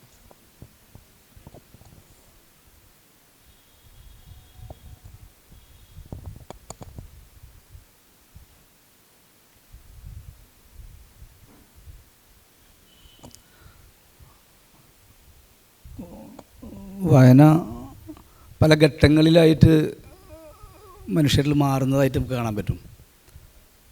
മനുഷ്യൻ്റെ ഇന്നേ വരെയുള്ള വികാസത്തിൽ ഏറ്റവും പ്രധാനപ്പെട്ട പങ്ക് വഹിച്ച ഒന്ന് വായന തന്നെയാണ്. അത് വേണമെങ്കിൽ നമുക്കതിനെ പ്രകൃതി വായന എന്ന് പറയാം. ആദ്യത്തെ വായനയെ ചുറ്റും നടക്കുന്ന സംഭവ വികാസങ്ങളെ നിരീക്ഷിക്കലായിരുന്നു അന്ന് മനുഷ്യൻ ചെയ്തിരുന്നത്. അതാണ് ആദ്യത്തെ വായന.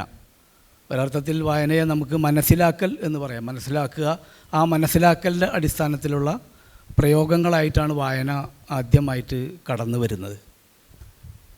പിന്നീട് അച്ചടി മാധ്യമങ്ങളുടെ ഈ ഘട്ടങ്ങളിലൊക്കെ തന്നെ മനുഷ്യവംശത്തിൻ്റെ തന്നെ വികാസത്തിൽ ഏറ്റവും പ്രധാനപ്പെട്ട പങ്ക് വായന വഹിക്കുന്നുണ്ട്. ഇപ്പോൾ വായനയുടെ പുതിയ ടെക്നോളജിയുടെ വികാസം ഇവിടെ സംസാരിച്ചു കഴിഞ്ഞു. അത് പൊതുവെ എല്ലാ രംഗത്തുള്ള വികാസങ്ങളുടെ തന്നെ ഒരു മാറ്റമാണ്. ഇപ്പോൾ നമുക്കറിയാം, ലോകത്തെ ഏറ്റവും വലിയ പത്രമാധ്യമത്തിന് കണ്ടൻറ്റ് ഉണ്ടാക്കേണ്ടതില്ല എന്ന് നമ്മളിപ്പോൾ മനസ്സിലാക്കുന്നുണ്ട്. ഫേസ്ബുക്കിന് അവർ കണ്ടൻറ്റ് ഉണ്ടാക്കുന്നില്ല. ലോകത്തെ ഏറ്റവും വലിയ വാഹനങ്ങൾ വാടകയ്ക്ക് എടുക്കുന്ന ഊബറിന് സ്വന്തമായിട്ടൊരു ടാക്സ് ഇല്ല. അവർക്ക് സ്വന്തമായിട്ടൊരു ടാക്സ് ഇല്ല. അവർ അല്ലാതെയാണ് ചെയ്യുന്നത്. ലോകത്തെ ഏറ്റവും വലിയ റീറ്റെയിൽ കമ്പനി ആയിട്ടുള്ള ആലിബാബക്ക് സ്വന്തമായിട്ടൊരു ഗോഡൗൺ ഇല്ല. അപ്പോൾ അത് ലോകത്തുണ്ടാകുന്ന പല മാറ്റങ്ങളും സ്വാഭാവികമായും സാഹിത്യത്തിനും സംഭവിക്കും. സാഹിത്യത്തിന് അത് സംഭവിച്ചേ പറ്റുള്ളൂ. അത് ഘട്ടം ഘട്ടമായിട്ടുള്ള അതിൻ്റെ മാറ്റങ്ങളായിട്ട് മാത്രമേ കാണേണ്ടതുള്ളൂ. അപ്പം നമ്മുടെ വീട്ടിൽ തന്നെ എത്രയോ ആളുകളാണ്, എന്തെല്ലാം തരത്തിലുള്ള വസ്തുക്കളാണ് നിർജീവമായി പോയത്. നമ്മുടെ അമ്മി, ഒരൽ, മുത്തശ്ശൻ ഒക്കെ തന്നെ ഇപ്പോൾ ഒരു അനാവശ്യ വസ്തുക്കളാണ്. മുത്തശ്ശിയൊക്കെ വരും. അവരൊക്കെ അങ്ങനെ അടങ്ങിയിരിക്കുകയാണ്. അവരൊന്നും ഒരു ഉപകാരവുമില്ലാത്ത ആ സാധനങ്ങളായി മാറുന്ന ഒരവസ്ഥ സംജാതമായിട്ടുണ്ട്. അപ്പോൾ പക്ഷെ അവിടെയൊക്കെ തന്നെ പകരം ചില സാധനങ്ങൾ വരുന്നു. നമ്മുടെ വായനക്കടക്കം ഉപയോഗപ്പെടുത്തുന്ന മൊബൈൽ ഫോൺ അടക്കമുള്ള സംഗതികൾ നമ്മളിലേക്ക് കടന്നു വരുന്നു. അത് ഒരുപക്ഷെ നമുക്ക് മുത്തശ്ശനേക്കാളോ അല്ലെങ്കിൽ പറഞ്ഞതിനേക്കാളൊക്കെ പ്രിയപ്പെട്ടതായി മാറുന്ന ഒരു കാലത്തിലൂടെയാണ് നമ്മൾ ഈ വായനയുടെ വഴി മാറുന്നത് ആലോചിക്കുന്നത്. ഞാൻ ഇവിടെ ഉദ്ദേശിക്കുന്നത്, ഞാൻ മനസ്സിൽ കരുതിയ ചില കാര്യങ്ങൾ പറയുക മാത്രമാണ്.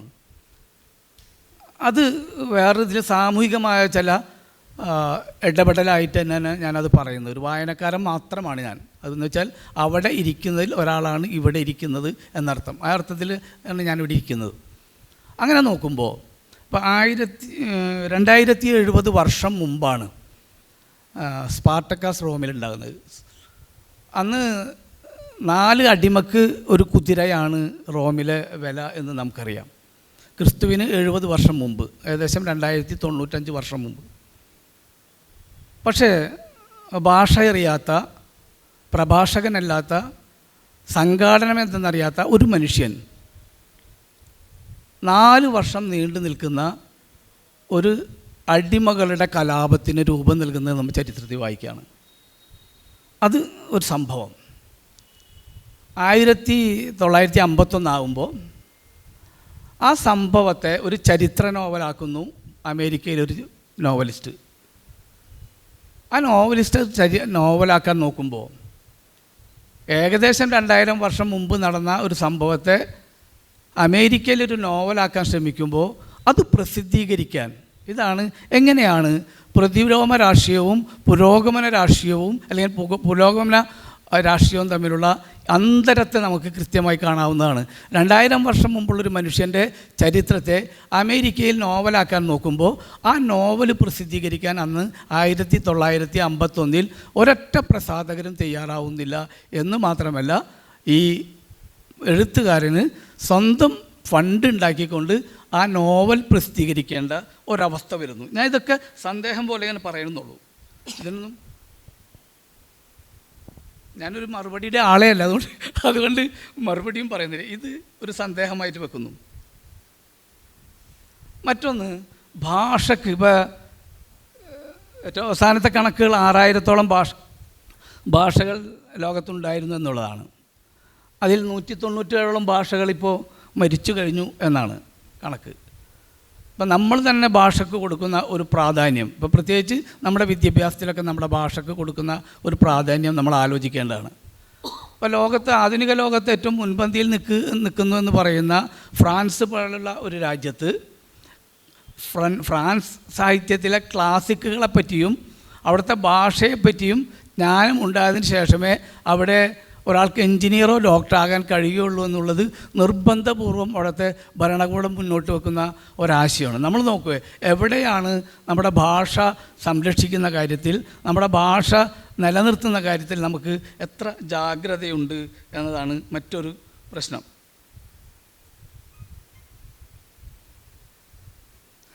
യഥാർത്ഥത്തിൽ ഭാഷയുടെ സംരക്ഷണം തന്നെയാണ് ഒരർത്ഥത്തിൽ സംസ്കാരത്തിൻ്റെ സംരക്ഷണവും.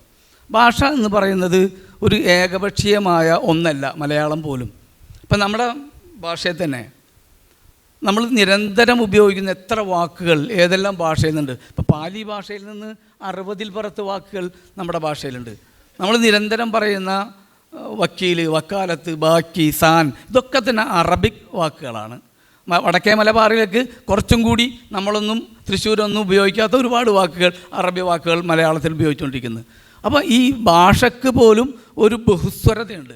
അപ്പോൾ സംസ്കാരത്തിന് ബഹുസ്വരത, ഭാഷയുടെ ബഹുസ്വരത, ഇതൊക്കെ തന്നെ ഇല്ലാതായിക്കൊണ്ടിരിക്കുന്ന ഒരു കാലത്ത് ഇതിനെതിരെയുള്ള എത്ര ജാഗ്രവത്തായ ഒരു ഇടപെടലാണ് നമുക്ക് നടത്താൻ കഴിയുന്നത് എന്നത് മറ്റൊരു സന്ദേശമാണ് എൻ്റെ. മറ്റ് ഒന്ന്, വല്ലാതെ മുമ്പൊന്നുമില്ലാതെ, പക്ഷേ ഇതാണ് ഒരു 1925 സർവമത സമ്മേളനം നടത്തിക്കൊണ്ട് പറയുന്നൊരു കാര്യമുണ്ട്. സ്നേഹമില്ലാത്ത ഒരു ലോകം നിന്നുകൊണ്ടാണ് ക്രിസ്തു സ്നേഹത്തെപ്പറ്റി പറഞ്ഞതെന്നും, ഹിംസ ഭീകരമായി ഉണ്ടായിരുന്നൊരു സമയത്താണ് അഹിംസയെപ്പറ്റി ബുദ്ധൻ പറഞ്ഞതെന്നും, സാഹോദര്യം നഷ്ടപ്പെട്ട ഒരു ലോകത്ത് നിന്നുകൊണ്ടാണ് മുഹമ്മദ് സാഹോദര്യത്തെപ്പറ്റി പറഞ്ഞതെന്നും. പക്ഷേ ലോകത്ത് ഒരിടത്തുമില്ലാത്ത ഭീകരമായ വെറുപ്പിലേക്ക്, ആ വെറുപ്പിലേക്ക് ഇന്ത്യ കടന്നു പോകുന്നു, കേരളം കടന്നു പോകുന്നു എന്നുള്ള ഭീകരമായ ഒരവസ്ഥയിൽ പോലും മലയാളത്തിൻ്റെ സാംസ്കാരിക സാമൂഹിക ബോധം എന്ത് പ്രതിരോധമാണ്, എന്താണ് അതിനെതിരെ സൃഷ്ടിക്കുന്നത് എന്നുള്ള വലിയ സന്ദേഹം എൻ്റെ ഉള്ളിലുണ്ടാക്കുന്നത്. ഞാനത് പറയാൻ കാരണം, പലസ്തീനിൽ നിന്ന് വരുന്ന ചില വാർത്തകൾ, പലസ്തീനിലെ അമ്മമാർ, അതൊരു കവിതയായി പിന്നെ വന്നു, നിങ്ങൾ പലരും വായിച്ചിട്ടുണ്ടാവും. അവിടെ നിന്ന് തന്നെ ഒരു കവിയത്രി എഴുതുകയും പിന്നെ ആ കവിയത്രി കൊല്ലപ്പെടുകയൊക്കെ ചെയ്തു പലസ്തീനിൽ. ആ കവിയത്രി കൊല്ലപ്പെട്ടുന്നില്ല. അവിടുത്തെ അമ്മമാർ നേരം വെളുത്ത് എഴുന്നേറ്റ് കഴിഞ്ഞാൽ തങ്ങളുടെ 3-4 വയസ്സുള്ള കുഞ്ഞുങ്ങളുടെ ശരീരത്തിൽ അടർന്നു പോകാത്ത പെയിൻറ്റ് കൊണ്ട് അവരുടെ ശരീരത്തിൻ്റെ പല ഭാഗങ്ങളിൽ കുഞ്ഞുങ്ങളുടെ പേരെഴുതി വെക്കുന്നു എന്ന ഒരു വാർത്ത. അത് മറ്റൊന്നിനുമല്ല, ചിതറിത്തെറിക്കുന്ന തങ്ങളുടെ തന്നെ കുഞ്ഞുങ്ങളുടെ ശവശരീരം പറക്കിക്കൂട്ടാൻ വേണ്ടിയാണ് ആ അമ്മമാർ അങ്ങനെ ചെയ്യുന്നതെന്നാണ് അത് വാർത്ത. നമ്മുടെ സോഷ്യൽ മീഡിയയിലെ വാർത്ത പരക്കുന്നു. അതിൻ്റെ അടിയിൽ വന്നിട്ട് വരുന്ന മലയാളി ഇടുന്ന കമൻറ്റുകൾ നമ്മളെ ഭീകരമായി ഭയത്തിലേക്ക് കൊണ്ടുപോകും, ഭയങ്കരമായ ആശങ്കയിലേക്ക്. അത് മറ്റൊന്നുമല്ല, ഒരു 10-20 കൊല്ലം മുമ്പുള്ള ഒരു മലയാളിയും അങ്ങനെ എഴുതില്ല എന്നാണ് ഒരു 10-65 വയസ്സുള്ള എനിക്ക് തോന്നുന്നത്. പക്ഷെ അതിൻ്റെ അടിയിൽ വന്നിട്ട് അത് മരിക്കപ്പെട്ട കുഞ്ഞ് മുസ്ലിമാണ് എന്ന ധാരണയിൽ, മുസ്ലിം ആകണം എന്നില്ല, പലസ്തീൻ്റെ സാമൂഹിക ചരിത്രം അങ്ങനെ മാത്രമൊന്നുമല്ല. അപ്പോൾ അത് ആഘോഷിക്കുന്ന, മരണങ്ങളെ ആഘോഷിക്കുന്ന ഒരു വല്ലാത്ത മനസ്ഥിതിയിലേക്ക് എത്തുന്നു. 2020 നമ്മുടെ രാജസ്ഥാനിൽ രാത്രിയിൽ മരുന്ന് വാങ്ങാനിറങ്ങുന്ന താടി വെച്ച ഒരു മനുഷ്യൻ അതിക്രൂരമായി ആക്രമിക്കപ്പെടുന്നു. അയാൾ വക്കീലാണ്. അയാളോട് ചോദിക്കുന്നു, അയാൾ കുറേ കഴിഞ്ഞപ്പോൾ ഇവർക്ക് മനസ്സിലാവുന്നു ഇയാൾ അവരുദ്ദേശിച്ച ആളല്ലെന്ന്. അപ്പോൾ പോലീസ് ഓഫീസർ അയാളുടെ അരികിൽ വന്നിട്ട് പറഞ്ഞു, ഞങ്ങൾ വിചാരിച്ചു മുസ്ലിമാണ് എന്ന്, അതുകൊണ്ടാണ് നിങ്ങൾ ഇത്ര ക്രൂരമായി മർദ്ദിച്ചത്, നിങ്ങൾ ഹിന്ദുവാണ് അല്ലേ എന്ന്.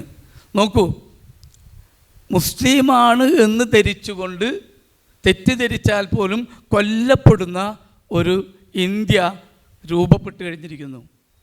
ഗുരു പറഞ്ഞ ഒരു ചലനവും ഈ കേരളത്തിൽ നിന്ന് പോലും നമുക്ക് കാണുന്നില്ല എന്നുള്ള ഒരു സത്യം നമ്മളെ വേട്ടയാടുന്നുണ്ട് എന്നുള്ളത് വേറൊരു രീതിയിൽ ഭീതിജനകമായ ഒരവസ്ഥ സൃഷ്ടിക്കുന്നു. തൃപ്തി ത്യാഗി എന്ന് പറയുന്ന ഒരു അധ്യാപിക തൻ്റെ ക്ലാസ്സിലെ ഏക മുസ്ലിം കുട്ടിയെ പിടിച്ചു നിർത്തി ആ ക്ലാസ്സിലെ ഹിന്ദുവായ കുട്ടിയെ കൊണ്ട് ഭീകരമായി തല്ലിക്കുന്നു. ആ കുട്ടിയെ തല്ലുന്നു. ഞാൻ ഈ തല്ലുന്ന കുട്ടിയും തല്ലേൽക്കുന്ന കുട്ടിയും ഈ രണ്ട് കുട്ടികളും അനുഭവിക്കുന്ന സംഘർഷം, ഒരു അങ്ങനത്തെ മാനസികാവസ്ഥയിലെത്തുന്ന അധ്യാപകർ ഉണ്ടാകുന്ന ഒരു ഇന്ത്യ. മലപ്പുറം ജില്ലയിലെ 3 പെൺകുട്ടികൾ, മുസ്ലിം പെൺകുട്ടികൾ മരിച്ച ദിവസത്തിൻ്റെ പിറ്റേ ദിവസം വന്ന അതിൻ്റെ പോസ്റ്റിന് അടിയിൽ വരുന്ന ചില മനുഷ്യർ എഴുതുന്ന കമൻറ്റുകൾ, ഞങ്ങൾ കൊല്ലേണ്ടതായിരുന്നു, ഇങ്ങനെ മരിച്ചത് നന്നായി എന്ന് പറയുന്ന ഒരവസ്ഥ. ഞാൻ പറഞ്ഞു വരുന്നത്, സാഹിത്യത്തിൻ്റെ വലിയ ഇടപെടലുകൾ ഉണ്ടാകേണ്ട ഇടങ്ങളിൽ ഒന്നും നടക്കുന്നില്ല എന്നൊന്നും ഞാൻ പറയുന്നില്ല. അത് വേണ്ട രീതിയിൽ നടക്കുന്നുണ്ടോ എന്ന് പുതിയ കാലത്ത് നമ്മുടെ ആലോചനകളിൽ ഉണ്ടാകേണ്ടതാണ്. അപ്പം എനിക്ക് തോന്നുന്നത്, ഇപ്പം കുഞ്ഞുങ്ങളെ പറ്റി പറഞ്ഞതുകൊണ്ട് തന്നെ നമ്മുടെ കുട്ടികളുടെ വായന, കുട്ടികൾക്കുണ്ടാവുന്ന അസാധാരണമായ വിധത്തിൽ കുട്ടികളുടെ വായനയിലുണ്ടാവുന്ന ഭാവന, കുട്ടികൾ നിർമ്മിച്ചെടുക്കുന്ന അല്ലെങ്കിൽ കുട്ടികൾ വായിച്ചെടുക്കുന്ന ഭാവനാലോകം, ഇപ്പോൾ അത് കുട്ടികളിൽ മാത്രമായിട്ട് അടിസ്ഥാനപ്പെടുത്തി അല്ല എന്ന് ഇപ്പം നമ്മുടെ പുതിയ പുസ്തകങ്ങളൊക്കെ തെളിയിക്കുന്നുണ്ട്. ഇപ്പം ഓർബിറ്റൽ പോലത്തെ പുസ്തകങ്ങൾക്ക് ലോകശ്രദ്ധ നേടുകയുണ്ട്. അതെല്ലാം ബഹിരാകാശത്ത് വെച്ചുള്ള വേറെ സ്പേസ് ഉണ്ടാക്കിയെടുക്കുന്ന ഒരു പുസ്തകമാണ്. അപ്പം കുട്ടികൾ എങ്ങനെയാണ് കുട്ടികളെ കൈപിടിച്ച്, അല്ലെങ്കിൽ കുട്ടികൾ എന്താണ് വായിക്കേണ്ടത്, അതിനെന്തെങ്കിലും പെരുമാറ്റച്ചട്ടം ഉണ്ടാവേണ്ടതുണ്ടോ, അല്ലെങ്കിൽ കുട്ടികളുടെ ചെറുപ്പത്തിലുള്ള കുട്ടികളുടെ വായന പിന്നീട് മാർക്ക് തുടരാൻ പറ്റുമോ എന്ന് സംസാരിക്കാൻ ഞാൻ രാകേഷിനോട് പറയുന്നു. വായനയുടെ വേറിട്ട വഴികളെക്കുറിച്ച് ആണ് നമ്മൾ സംസാരിക്കുന്നത്. അപ്പോൾ ആ വഴിയോരത്ത് നിൽക്കുന്ന പലതിനെയും സംബന്ധിച്ചും നമുക്ക് സൂചിപ്പിക്കേണ്ടി വരും. പ്രത്യേകിച്ച് ആ വഴിയിൽ കയറാൻ തയ്യാറായി നിൽക്കുന്ന ഒരു വിഭാഗത്തെക്കുറിച്ചാണ് ഇവിടെ സംസാരിക്കാനായിട്ട് പറഞ്ഞത്. അത് കുട്ടികളാണ്. നാം ജീവിച്ച കാലവും, ഞാൻ ഇവിടെ കുറച്ചും കൂടി അധികം ഈ പറഞ്ഞ ഈ വേറിട്ട പുതിയ വഴിയിൽ കയറിയ വായനയുടെ വഴിയിൽ വന്ന് ചേർന്ന കുറച്ചുകൂടി പുതിയ ആളുകൾ ഉണ്ടാവുന്ന കരുതിയത്. ഇത്ര ആളുകളുടെ എണ്ണത്തിൽ കുറവുണ്ട് എന്ന് തോന്നുന്നു. അപ്പോൾ നാം ജീവിച്ച കാലത്ത് വേണമെങ്കിൽ എളുപ്പത്തിൽ ഇവിടെ പറഞ്ഞതിൻ്റെയൊക്കെ അടിസ്ഥാനത്തിൽ രണ്ടായി വേഗത്തിൽ തിരിക്കാം. ഒന്ന്, ഡിജിറ്റൽ കാലത്തേക്ക് വന്ന കുടിയേറ്റക്കാരായ കുറേ മനുഷ്യർ, അതിൽ ഏകദേശം ഈ 2000-ന് ശേഷമുള്ളവരൊക്കെ ഏറെക്കുറെ കുടിയേറ്റക്കാരായിട്ടാവും നമ്മൾ കരുതുക. പിന്നെ ഡിജിറ്റൽ ലോകത്തേക്ക് പിറന്നു വീണവരും സ്വദേശികളും കുടിയേറ്റക്കാരും തമ്മിലുള്ള ഒരു ഏറ്റുമുട്ടൽ, വൈരുദ്ധ്യം ഈ പറഞ്ഞ വായനയുടെയും സാഹിത്യത്തിൻ്റെയും മേഖലയിലും നിലനിൽക്കുന്നുണ്ട്. അപ്പോൾ ഈ പറഞ്ഞ ഡിജിറ്റൽ കാലത്തേക്ക് വന്നതിൻ്റെ ഭാഗമായി ഉണ്ടായി വന്ന സാങ്കേതിക സംവിധാനങ്ങൾ, അതിൻ്റെ ഭാഗമായി നിർമ്മിക്കപ്പെട്ട ഉപകരണങ്ങളെല്ലാം ഇടയിൽ ഈ പറഞ്ഞ വായന എന്തോ അപകടത്തിൽ പെട്ടുപോകുമെന്ന് നാം പൊതുവെ കരുതിയിരുന്നു. അതിൻ്റെ ഭാഗമായി അതിനെ ഓവർകം ചെയ്യാൻ ഏത് രൂപത്തിലുള്ള ഉപകരണങ്ങളാണ് ആ മേഖലയുണ്ടായി വന്നത് എന്നതിവിടെ സൂചിപ്പിച്ചല്ലോ. പക്ഷേ നമ്മളതിനെ സംബന്ധിച്ച് ആശങ്കപ്പെടുകയാണ് ചെയ്തത്. ഡിജിറ്റൽ ലോകത്ത് ഈ പറഞ്ഞ വായന, പ്രിൻ്റഡ് പുസ്തകങ്ങൾ, അതിനെ സംബന്ധിച്ചെല്ലാം വലിയ ആവലാതി ഉണ്ടായിരുന്നു. പക്ഷേ വലിയ രൂപത്തിൽ പുസ്തകങ്ങൾ തേടി ഇറങ്ങുന്ന ഒരു വിഭാഗമായി, പ്രത്യേകിച്ച് കുട്ടികളും അതുപോലെ തന്നെ പുതിയ വിഭാഗത്തിൽ ജൻസി തലമുറക്കാരൊക്കെ അത് അന്വേഷിച്ചിറങ്ങുകയും പുസ്തകശാലയിൽ ചെന്ന് വാങ്ങിയില്ലെങ്കിൽ പോലും നേരത്തെ പോലെയുള്ള ഓൺലൈൻ പുസ്തക വിതരണ കേന്ദ്രങ്ങളിലേക്ക് അവർ അന്വേഷിച്ചിറങ്ങുകയൊക്കെ ചെയ്യുന്നതിൻ്റെ കാഴ്ച നാം ധാരാളമായി കാണുന്നുണ്ട്. ഈ കാഴ്ചയ്ക്കിടയിൽ നാം കാണേണ്ട ഒരു കാര്യം, സാധാരണ കണ്ടുമുട്ടാറുള്ള ചില വിഭാഗക്കാരെ മാത്രമല്ല അവിടെ കണ്ടുമുട്ടുക എന്നുള്ളതാണ്.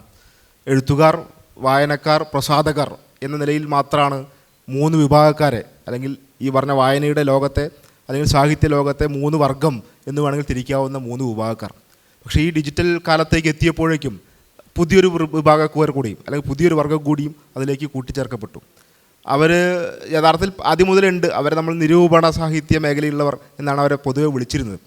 പക്ഷേ ആ ചുമതല നിർവഹിച്ചിരുന്നെങ്കിൽ വളരെ ക്രിട്ടിസൈസ് ചെയ്തുകൊണ്ട് ഈ പറഞ്ഞ സാഹിത്യ മേഖലയെ ഏറ്റവും നന്നായി വിമർശനാത്മകമായി വിലയിരുത്തി നമുക്കിടയിലേക്ക് എത്തിച്ചു തന്നിരുന്ന അതിൻ്റെ ഇടയിലുള്ള ഇടനിലക്കാരായിരുന്നു യഥാർത്ഥത്തിൽ. അതിൻ്റെ പോരായ്മകൾ, അതിൻ്റെ പ്രശ്നങ്ങൾ, അതിൻ്റെ പ്രത്യാഘാതങ്ങൾ എല്ലാം നമ്മളിലേക്ക് എത്തിച്ചിരുന്ന ഒരു വിഭാഗക്കാരായിരുന്നു. പക്ഷേ ആ വിഭാഗത്തിന് വലിയ രൂപത്തിലുള്ള മാറ്റം വന്നു. ആ മാറ്റം വന്നപ്പോൾ അവരുടെ പേര് ഡിജിറ്റൽ ഇൻഫ്ലുവൻസേഴ്സ് എന്നായി. പല രൂപത്തിലുള്ള ഇൻഫ്ലുവൻസേഴ്സ് ഉണ്ട്. ഭക്ഷണം, അതുപോലെ തന്നെ യാത്രയൊക്കെയായി ബന്ധപ്പെട്ട ധാരാളം ഇൻഫ്ലുവൻസേഴ്സ് നമുക്കിടയിലുണ്ടല്ലോ. അതുപോലെ പ്രത്യേകമായി ബുക്ക് ഇൻഫ്ലുവൻസേഴ്സ് എന്ന് പറയുന്നൊരു പുതിയ വിഭാഗം തന്നെ രൂപപ്പെട്ടു വന്നു. ആ രൂപപ്പെട്ടത് ഏറെക്കുറെ ഈ കാലത്ത് തന്നെയാണ്. അവരുടെ പ്രത്യേക ഇടം എന്ന നിലയ്ക്ക് ഈ സോഷ്യൽ മീഡിയ പ്ലാറ്റ്ഫോമുകൾ നിറഞ്ഞു നിൽക്കുകയാണ്. നമ്മൾ കാണുന്ന ഏത് വിഭാഗക്കാരുടെ ഇടയിൽ കാണുന്ന റീൽസുകൾക്കിടയിൽ ഒരു ബുക്ക് ഇൻഫ്ലുവൻസറുടെ റീലെങ്കിലും സ്വാഭാവികമായി കയറി വരാവുന്ന രൂപത്തിലേക്ക് അവർ അത്രയും രൂപത്തിൽ അവർക്ക് റീച്ചുള്ളവരായി അവർ മാറിയിട്ടുണ്ട്. അവർ ചെയ്യുന്ന പ്രോസസ്സിനെ സംബന്ധിച്ച് സൂചിപ്പിച്ചാൽ നിരൂപണ സാഹിത്യമാണോ എന്ന് ചോദിച്ചാൽ രണ്ടും തമ്മിൽ വലിയ അന്തരം വ്യത്യാസമുണ്ട്. നിരൂപണ സാഹിത്യം എന്ന് പറയുന്നതിനെ സംബന്ധിച്ച് ആഴത്തിലുള്ള പരപ്പിലുള്ള പഠനവും അന്വേഷണത്തെ സംബന്ധിച്ച് എഴുതി തയ്യാറാക്കുന്ന അതിദീർഘമായ ലേഖനമോ അല്ലെങ്കിൽ ഒരു പഠനമാണ് യഥാർത്ഥത്തിൽ. പക്ഷേ ഇത് ചിലക്ക് യഥാർത്ഥത്തിൽ റിവേഴ്സ് പ്രോസസ്സാണ്. എന്ന് പറഞ്ഞിട്ടുണ്ടെങ്കിൽ വലിയ ദീർഘമായ ലേഖനമല്ല, അതിനെ ഏറ്റവും കംപ്രസ് ചെയ്ത 1 മിനിറ്റ് ദൈർഘ്യമുള്ള ഒരു വീഡിയോയ്ക്ക് മാറ്റുകയാണ് ചെയ്യുന്നത്. ഇതിൽ രണ്ടിൽ ഏതിനാണ് വലുത് എന്ന് പറയാൻ ഞാൻ ആളല്ല. ഞാൻ നേരത്തെ പറഞ്ഞതുപോലെ വായനക്കാരൻ മാത്രമാണ്. ഏതെങ്കിലും ഒരു വിഭാഗത്തെ മോശമാണെന്നോ അല്ലെങ്കിൽ കേമാണെന്നോ പറയാനുള്ള ആളല്ല. പക്ഷേ രണ്ടിൻ്റെയും അധ്വാനം നടക്കുന്നുണ്ട്. നിരൂപണ സാഹിത്യ മേഖലയിൽ നടക്കുന്ന നിരൂപകർ ചെയ്തിരുന്ന അധ്വാനവും ഈ പറഞ്ഞ അധ്വാനം തമ്മിൽ ഏത് തുലാസിൽ വെച്ച് നോക്കിയാൽ ഏതിനാണ് താഴെ തട്ടിലേക്ക് പോവുക എന്നെനിക്ക് പറയാൻ കഴിയില്ല. ഒരേ അധ്വാനമുണ്ട് എന്ന് പറയേണ്ടി വരും. രണ്ടും ഒരേ രൂപത്തിലുള്ള അധ്വാനം തന്നെയാണ്, വലിയ രൂപത്തിലുള്ള അധ്വാനമാണ്. പക്ഷേ ആ ഇൻഫ്ലുവൻസേഴ്സ് എന്തു ചെയ്യുന്നു എന്നത് ഇന്നത്തെ കാലത്ത് ഈ വേറിട്ട വഴിയിലൂടെ സഞ്ചരിക്കുമ്പോൾ നാം പരിശോധിക്കപ്പെടേണ്ട വളരെ പ്രധാനപ്പെട്ട ഒരു കാര്യമാണ്. ഞാൻ വായനയുമായി ബന്ധപ്പെട്ട് പറയുമ്പോൾ ഞാൻ സാധാരണ എനിക്ക് അനുഭവിച്ചിട്ടുള്ള അല്ലെങ്കിൽ ഫീൽ ചെയ്തിട്ടൊരു കാര്യം ഒന്ന് അജയ് സാറിൻ്റെ ഒരു വീഡിയോ തന്നെയാണ്. അജയ് സാറ് പറയാനുണ്ട്, ഫിക്ഷൻ നോൺ ഫിക്ഷൻ 2 തരത്തിൽ കാറ്റഗറി തിരിക്കുമ്പോൾ നോൺ ഫിക്ഷൻ വായിക്കുന്നതിൻ്റെ ഭാഗമായി നമുക്ക് ഒരുപാട് നേട്ടങ്ങളുണ്ടാവാം. എന്ന് പറഞ്ഞാൽ പ്രത്യക്ഷമായ നേട്ടങ്ങളുണ്ടാവാം. നമുക്ക് അറിവ് ലഭിക്കുന്നു, അതെവിടെയെങ്കിലും പകർത്തി എഴുതാൻ വേണ്ടി കഴിയുന്നു, പരീക്ഷയ്ക്ക് അതിൻ്റെ ഭാഗമായി ഉപയോഗിക്കാൻ കഴിയുന്നു എന്ന നിലയ്ക്കുള്ള ചരിത്ര പഠന മറ്റു മേഖലയിലുള്ള പഠനം ഉണ്ടാവും. പക്ഷേ ഫിക്ഷൻ കൊണ്ട് എന്താണ് നേട്ടം എന്ന ചോദ്യം ഉയർന്നതിനെ സംബന്ധിച്ച് അജയ് സാറ് പറഞ്ഞതിൻ്റെ ഒരു കൊട്ടനെ ഞാൻ പറയാൻ ഉദ്ദേശിക്കുന്നത്, ആ ഫിക്ഷൻ കൊണ്ട് എന്താണ് നമുക്ക് ലഭിക്കാൻ പോകുന്ന നേട്ടം എന്താണ്? നോവൽ വായിച്ചതുകൊണ്ട്, കവിത വായിച്ചുകൊണ്ട് എന്താണ് നേട്ടം എന്ന് ചോദിച്ചാൽ അത് നമ്മളുണ്ടാക്കുന്ന ഉൽപ്പാദിപ്പിക്കപ്പെടുന്ന അനുഭൂതി തന്നെയാണ്. ആ അനുഭൂതിയെ ആണ് നമുക്ക് എന്ത് ചെയ്യണം വേറിട്ട ചില വഴികളിലേക്ക് നടത്താൻ വേണ്ടി കഴിയും. ഇപ്പോൾ ഓർബിറ്റൽ വായിക്കുന്ന സമയത്ത് ഉണ്ടാക്കുന്ന അനുഭൂതി നമുക്ക് ചിലപ്പോൾ സ്പേസിൽ പോയതുപോലെയുള്ള അനുഭൂതി ഉണ്ടാക്കാൻ ചിലപ്പോൾ കഴിയും. വെജിറ്റേറിയൻ വായിക്കുന്ന സമയത്ത് നമ്മുടെ വീട്ടിലുള്ള കുടുംബാംഗം ഇങ്ങനെയായി പോയാൽ എങ്ങനെയാണ് നാം പെരുമാറേണ്ടി വരിക, നാം എങ്ങനെയാണ് അതിനിടയിൽ ജീവിക്കേണ്ടി വരിക എന്നുള്ള വലിയ അസ്വസ്ഥത നമുക്ക് ഉണ്ടാക്കാൻ വേണ്ടി അനുഭൂതിയുടെ തലത്തിൽ വ്യത്യാസമൊക്കെ ഉണ്ടാവും. പക്ഷേ ഈ അനുഭൂതി ഉണ്ടാക്കാൻ കഴിയുന്ന നോൺ ഫിക്ഷനെ ആണ് പ്രധാനമായും ഈ പറഞ്ഞ ആളുകൾ ബുക്ക് ഇൻഫ്ലുവൻസേഴ്സ് പ്രധാനമായും കേന്ദ്രീകരിക്കുന്ന ഒരു കാര്യം. അവർ ഈ അനുഭൂതി എന്ത് ചെയ്യുന്നു എന്നുള്ളതാണ്. നേരത്തെ പറഞ്ഞ പോലെ നിരൂപകർ ചെയ്യുന്നത് പോലെയുള്ള വിമർശനം ആണോ അതോ ഈ അനുഭൂതി ഏത് രൂപത്തിലാണ് ആളുകളിലേക്ക് എത്തിക്കാൻ കഴിയുന്നത്? അപ്പോൾ അനുഭൂതി യഥാർത്ഥത്തിൽ ലഭിക്കാൻ കഴിയുന്നതിൻ്റെ വളരെ ഒരു ചെറിയ ഒരു കേന്ദ്രമായി ഇത്തരം കേന്ദ്രങ്ങൾ മാറുകയാണ്. ആ അനുഭൂതിയുടെ എസൻസ് മാത്രം എടുത്ത് ആ എസൻസിനെ നമുക്കിടയിലേക്ക് എത്തിക്കാൻ വേണ്ടി കഴിയും. ആ എസൻസ് എന്തൊക്കെ പറഞ്ഞാലും ശരി, നമുക്കൊരു ജ്യൂസ് കുടിക്കുന്നത് പോലെ, മാംഗോ ജ്യൂസ് കുടിക്കുന്നത് പോലെ എന്താണ് പാക്കറ്റിലാക്കി സാധനം കിട്ടുമ്പോഴും അതേ അനുഭൂതി ലഭിക്കും എന്നുള്ളത് കൊണ്ട് നമുക്ക് ആ എസൻസ് മതിയാവുന്ന വിഭാഗക്കാരായി നാം വായനക്കാർ മാറിപ്പോകുന്നുണ്ടോ എന്നതാണ് പ്രശ്നം. ആ എസൻസ് വിതരണം ചെയ്യുന്നതിൽ എന്താണ് പ്രശ്നം? ആ എസൻസ് ആരുടെ താല്പര്യമാണ് സംരക്ഷിക്കുന്നത് എന്ന് വലിയ പ്രശ്നമാണ്. നേരത്തെ പറഞ്ഞ പോലെ പുസ്തക വിൽപ്പനയുടെ വർധനവ്, അല്ലെങ്കിൽ നേരത്തെ പറഞ്ഞ പോലെ പ്രസാധകർ നിർമ്മിക്കുന്ന അതിൻ്റെ ഭാഗമായി ഈ പറഞ്ഞ എസൻസിൻ്റെ ഭാഗമായി നിർമ്മിക്കപ്പെടുന്ന ചില കോംബോകൾ നിർമ്മിക്കപ്പെടുന്നുണ്ട്.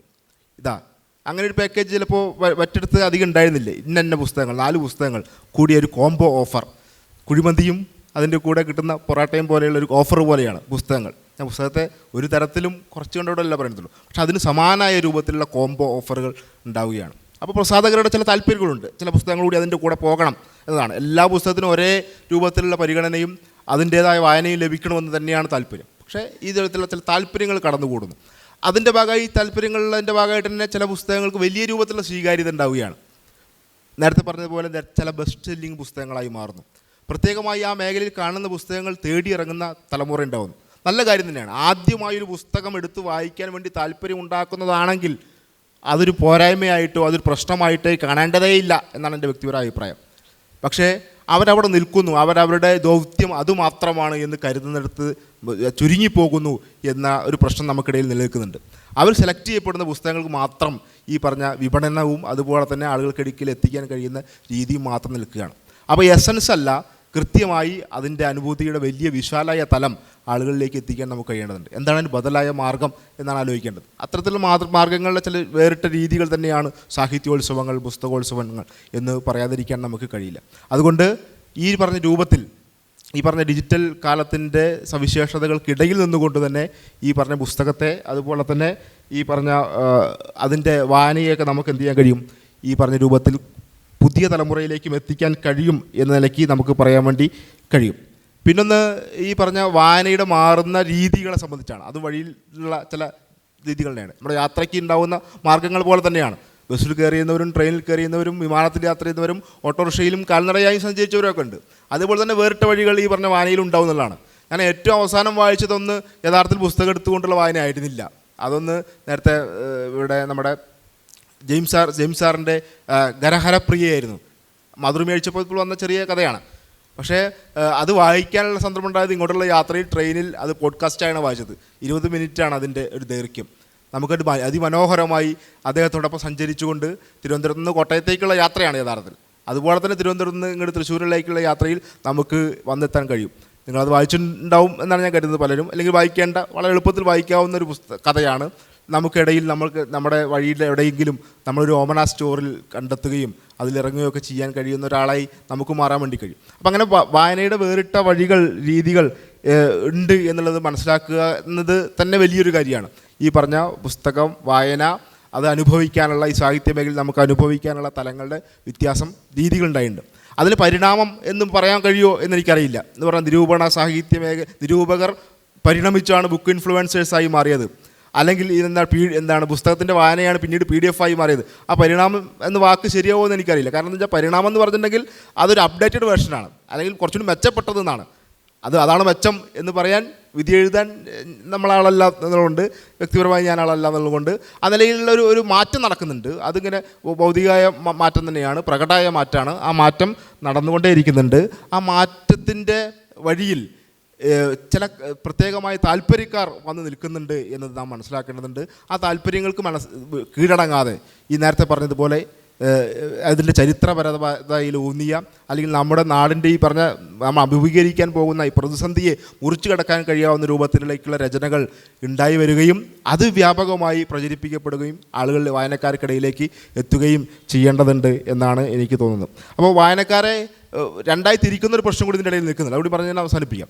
ഒന്ന്, ഏറ്റവും പുതിയ ഒരു പുസ്തകത്തിന് കേന്ദ്ര സാഹിത്യ അക്കാദമി അവാർഡ് കിട്ടിയപ്പോഴാണ് വായനക്കാരെ രണ്ടായി തിരിക്കപ്പെട്ടത്, 2 വിഭാഗക്കാരായി തിരിക്കപ്പെട്ടു. അത് പറഞ്ഞിട്ടുണ്ടെങ്കിൽ ഞങ്ങളെ പുസ്തകം വായിക്കുന്നവർന്നും വേറെ ചില ആളുകളുടെ പുസ്തകം വായിക്കുന്നവരുണ്ടോ, അങ്ങനെ വിഭാഗക്കാരുണ്ടോ എനിക്കറിയില്ല. ചിലപ്പോൾ വായന തുടങ്ങുന്നത് ചിലപ്പോൾ അവർക്ക് ഇഷ്ടപ്പെട്ട, നേരത്തെ പറഞ്ഞ പോലെ തീരുമാനിക്കപ്പെട്ടതുപോലെ അവരുടെ താല്പര്യങ്ങൾക്കനുസരിച്ച് തീരുമാനിക്കപ്പെട്ട പോലെ ആദ്യത്തെ പുസ്തകം സെലക്ട് ചെയ്യുന്നു, രണ്ടാമത്തെ മൂന്നാമത്തെ പുസ്തകം വയ്ക്കുന്നു എന്ന നിലയിൽ വായനക്കാരെ ആദ്യ തുടക്കക്കാർ എന്ന നിലയ്ക്ക് പരിഗണിക്കാൻ വേണ്ടി കഴിയും. പക്ഷേ വായനക്കാരെല്ലാവരും ഞങ്ങളെ പുസ്തകം വായിക്കുന്നവർ എന്ന നിലയ്ക്ക് ഒരു വിഭാഗക്കാരെ എഴുത്തുകാർക്ക് ഉണ്ടാക്കാൻ വേണ്ടി കഴിയുമോ? അങ്ങനെ ചെയ്യുന്നത് ശരിയാണോ? അങ്ങനെ ഒരു പ്രശ്നം ഈ പറഞ്ഞ മലയാള സാഹിത്യ മേഖലയ്ക്കകത്ത് നിലനിൽക്കുന്നുണ്ട്. ഞങ്ങളെ പുസ്തകങ്ങൾ വായിക്കുന്നവരുണ്ട് എന്ന് പറഞ്ഞൊരു വിഭാഗത്തെ ബ്രാൻഡ് ചെയ്യുകയും ഞങ്ങൾക്ക് ചുറ്റും കുറച്ച് വായനക്കാരുണ്ട് എന്ന് കഴിയില്ല. അങ്ങനെ വായനക്കാരെ ഏതെങ്കിലും ഒരു ലോകത്തേക്ക് ഇങ്ങനെ കെട്ടിയിടാനോ അല്ലെങ്കിൽ ഒരു തറച്ച കുറ്റിക്ക് ചുറ്റും കറങ്ങുന്നവരായി വായനക്കാരെ ചുറ്റിയിടാൻ പാടില്ല. സിസ്റ്ററും പറഞ്ഞത് തന്നെയാണ്, ഒരു വിശാലായ ലോകത്തിൽ, ചുരുക്കാനല്ല ഉദ്ദേശിക്കുന്നത്. വായന, സാഹിത്യം, പുസ്തകങ്ങളൊക്കെ മനുഷ്യനെ ചുരുക്കമുള്ളതല്ല, അത് അനന്തമായ വിശാലതയിലേക്ക്, പ്രപഞ്ചത്തിൻ്റെ മറ്റു സാധ്യതകളിലേക്ക് പറന്ന് എവിടെയാണോ ചെന്നെത്താൻ കഴിയുക അവിടുന്ന് പോയി തിരിച്ചു വരാനൊക്കെ കഴിയാവുന്ന രൂപത്തിലേക്ക് പറത്തിവിടാനാണ് വായന കൊണ്ട്, പുസ്തകങ്ങൾ കൊണ്ട് കഴിയേണ്ടത്, ചുരുക്കാനല്ല. ചുരുക്കാൻ ശ്രമിക്കുന്ന ചിലർ വായനക്കാർക്കിടയിൽ പ്രവർത്തിക്കുന്നുണ്ട്. അത് എഴുത്തുകാർ തന്നെ, ചിലർ എഴുത്തുകാരാണ്, ചിലർ പ്രസാധകരാണ്, ചിലർ നേരത്തെ പറഞ്ഞതുപോലെ ബുക്ക് ഇൻഫ്ലുവൻസേഴ്സാണ്. ഈ പറഞ്ഞ പോസിറ്റീവായ മാറ്റത്തെ എല്ലാം ഉൾക്കൊള്ളുന്നു. അവരുടെ ചില പ്രത്യേകമായ താല്പര്യങ്ങളെ മറികടക്കാൻ കഴിയേണ്ടത് മറ്റാർക്കുമല്ല, അത് വായനക്കാർക്ക് തന്നെയാണ് എന്ന് തന്നെയാണ് വായനക്കാരുടെ കൂട്ടത്തിലുള്ള ഒരാൾ എന്ന നിലയ്ക്ക് എനിക്ക് പറയാനുള്ള കാര്യം. നമ്മൾ ചർച്ചയുടെ ഒരു വലിയ ഭാഗം പൂർത്തീകരിച്ചിരിക്കുകയാണ്. 1 മണിക്കൂർ കഴിഞ്ഞു.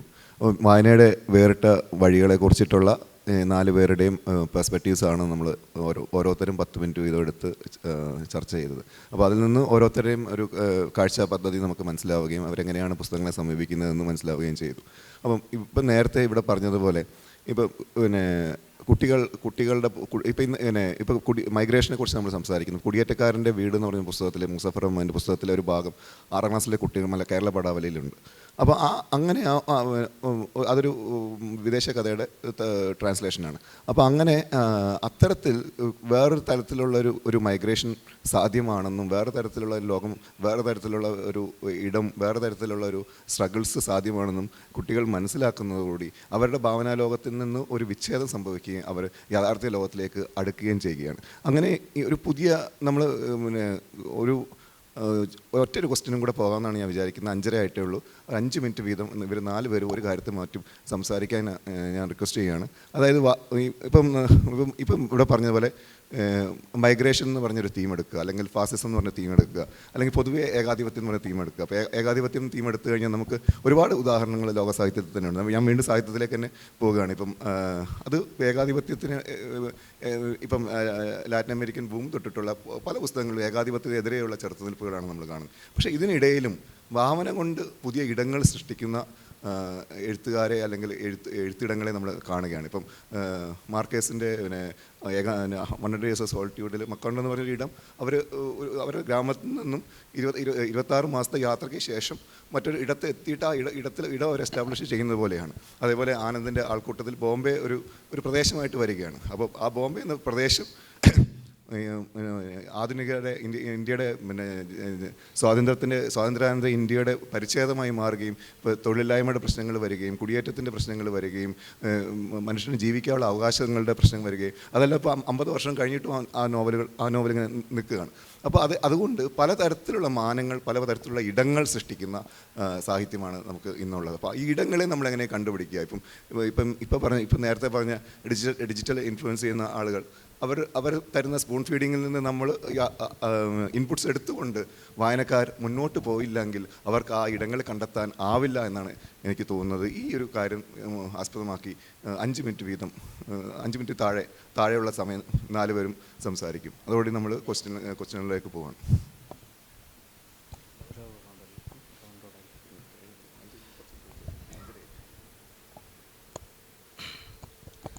ഇതിൽ നമ്മളിപ്പോൾ ഏത് വിഷയം, നമ്മൾ ഏത് പ്രമേയം ഒരു പുസ്തകമായിട്ട് എഴുതിയാലും ഇന്നത്തെ കാലത്ത് നമ്മുടെ ഒരു അറ്റൻഷൻ, ഒരു വായനക്കാരൻ്റെ അറ്റൻഷൻ ഒരു പുസ്തക വായനയിലേക്ക് കിട്ടുക എന്നുള്ളത് വളരെ ചെറിയ കാര്യമല്ല. ഒരു പുസ്തകം 300-400 പേജുള്ള ഒരു പുസ്തകം വായിക്കാൻ ഇത്ര ഭീമമായ തോതിൽ ഡിസ്ട്രാക്ഷനുള്ള ഒരു സമയത്ത് ഒരാൾ ആ ഡിസ്ട്രാക്ഷൻ ഉണ്ടാക്കുന്ന വസ്തു മാറ്റി വെച്ചിട്ട്, മൊബൈൽ ഫോൺ മാറ്റി വെച്ചിട്ട് പുസ്തകമായിട്ട് ഇരിക്കുന്നുവെങ്കിൽ അതിനകത്ത് എന്തെങ്കിലും വേണം.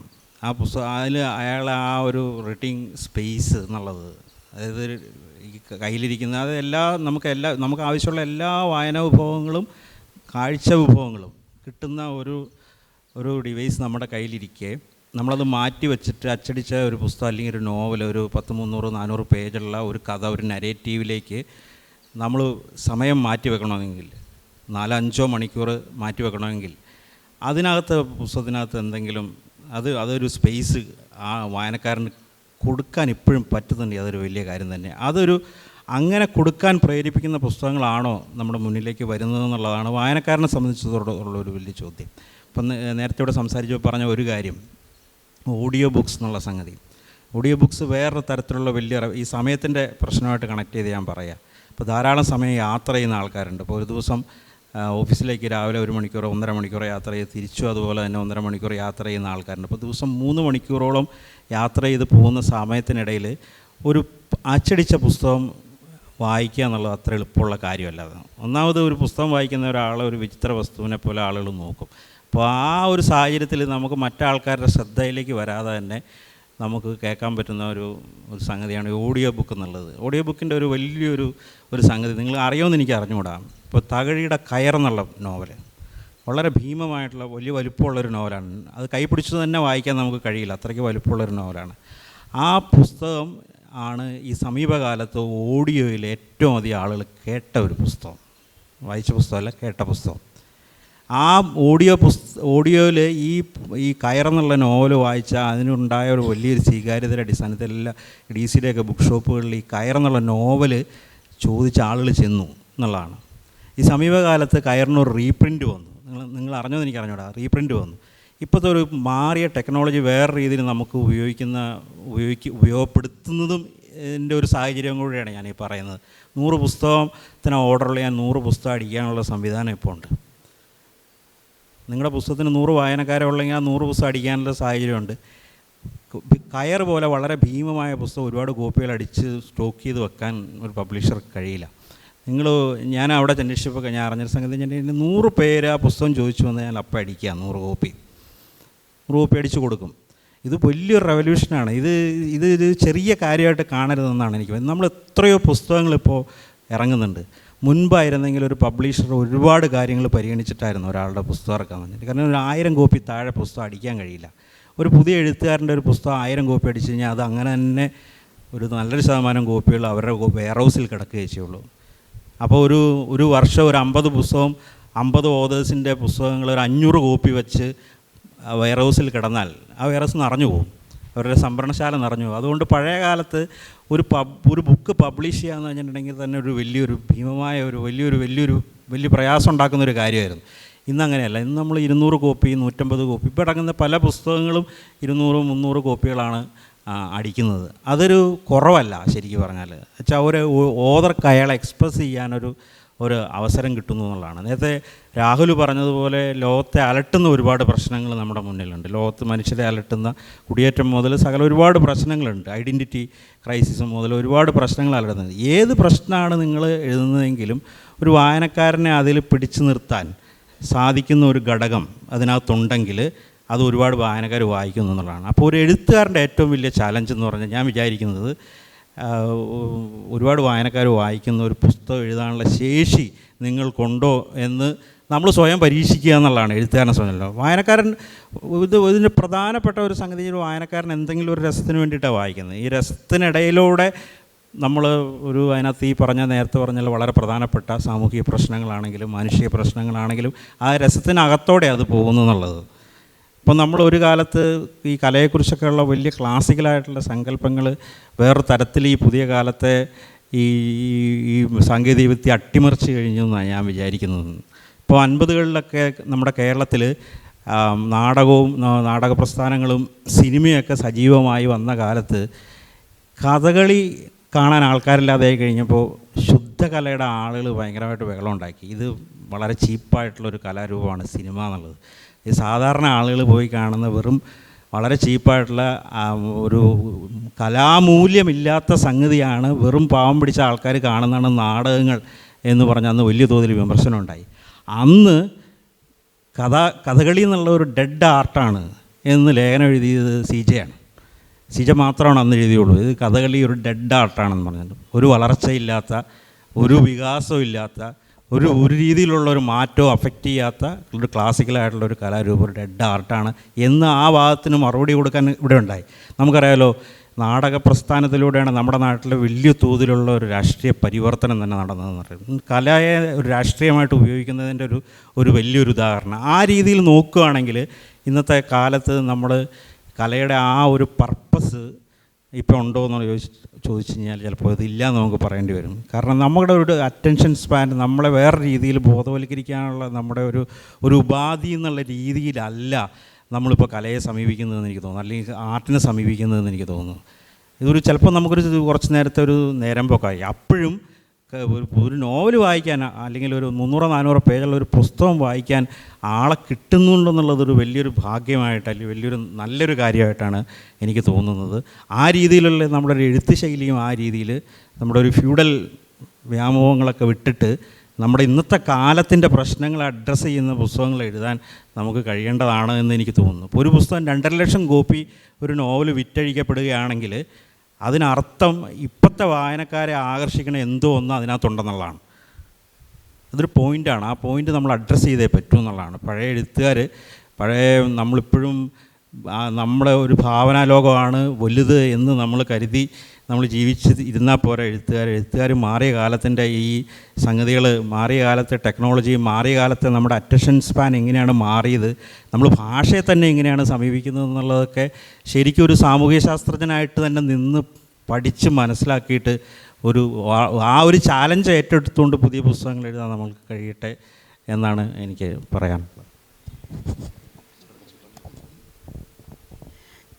ഓൺലൈൻ റീഡിങ്ങിനെ കുറിച്ച് പറയാനും ആഗ്രഹമുണ്ട്.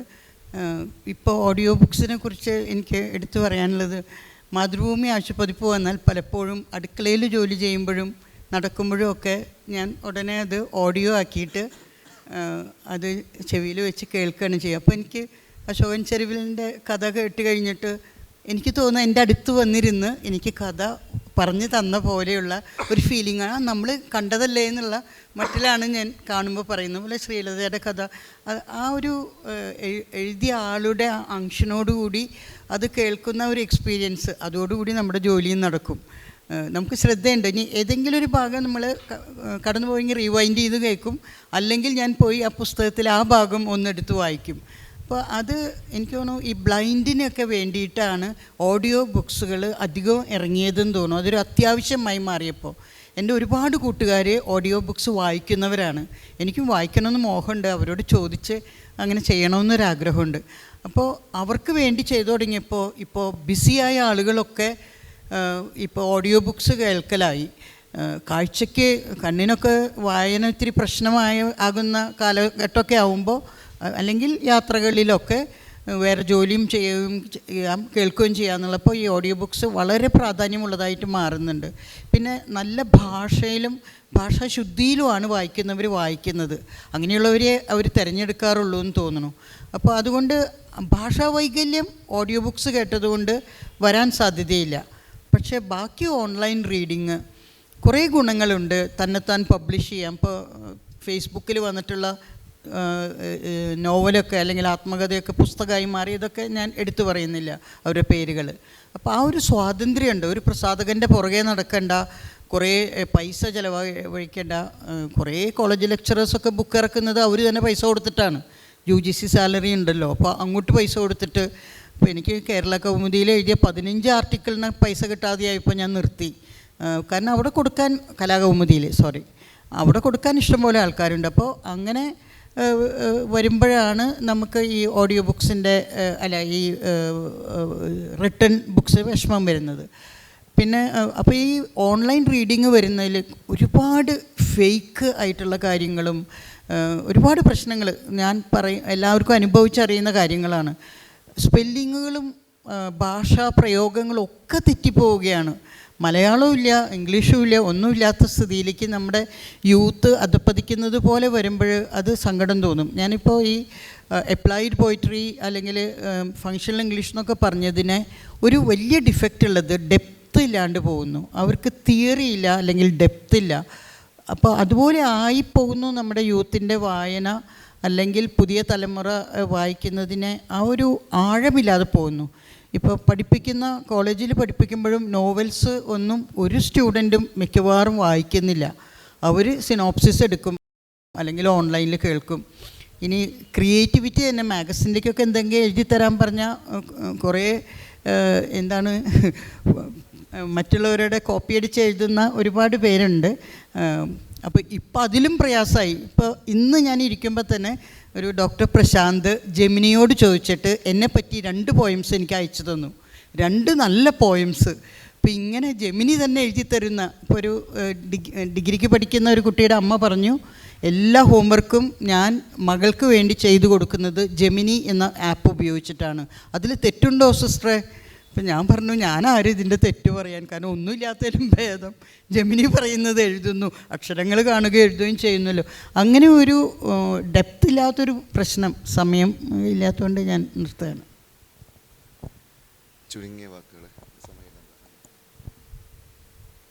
ഇപ്പോൾ മലയാളത്തിൽ വന്ന ഈ അടുത്ത കാലത്ത് ഏറെ ശ്രദ്ധിക്കപ്പെട്ട ഒരു നോവൽ, അതേ നോവൽ തന്നെ എനിക്ക് തോന്നിയ, ആ നോവൽ വായിച്ചപ്പോൾ തോന്നിയ വിഷയങ്ങളെ തന്നെ മറ്റൊരു വൈദേശിക നോവലും പങ്കുവച്ചപ്പോൾ ഉണ്ടായിരുന്നൊരു അനുഭവമാണ്. അത് മാത്രം പറഞ്ഞ് ഞാൻ നിർത്തുന്നത്. നേരത്തെ പറഞ്ഞ രീതിയിൽ മൈഗ്രേഷൻ അടക്കമുള്ള വിഷയങ്ങൾ ആ നോവലിലുണ്ട്. മൈഗ്രേഷനുമായി ബന്ധപ്പെട്ട മലയാളത്തിൽ വന്ന് ഇപ്പോൾ ഈ സന്തോഷ് കുമാറിൻ്റെ ഒരു നോവലുണ്ടല്ലോ, ഇത് പട്ടുനൂൽപ്പുഴുവാണ് എസ് ഹരീഷിൻ്റെ. അതിൽ എനിക്ക് തോന്നിയത് ഏകാന്തത, അപമാനം, അധികാരം, നിസ്സഹായാവസ്ഥ ഒക്കെ തന്നെ നന്നായി കടന്നു വരികയും അതിലൂടെ സൃഷ്ടിക്കപ്പെടുന്ന ഉൾവലിഞ്ഞ മനുഷ്യൻ, അപമാനിതനായ മനുഷ്യനൊക്കെ അതിലുണ്ട്. അതിൻ്റെ ഏകാധിപത്യ അധികാരങ്ങളുണ്ട്. മറ്റൊരു നോവൽ സൂജ് ബിഖൽ എന്ന നോവലാണ്.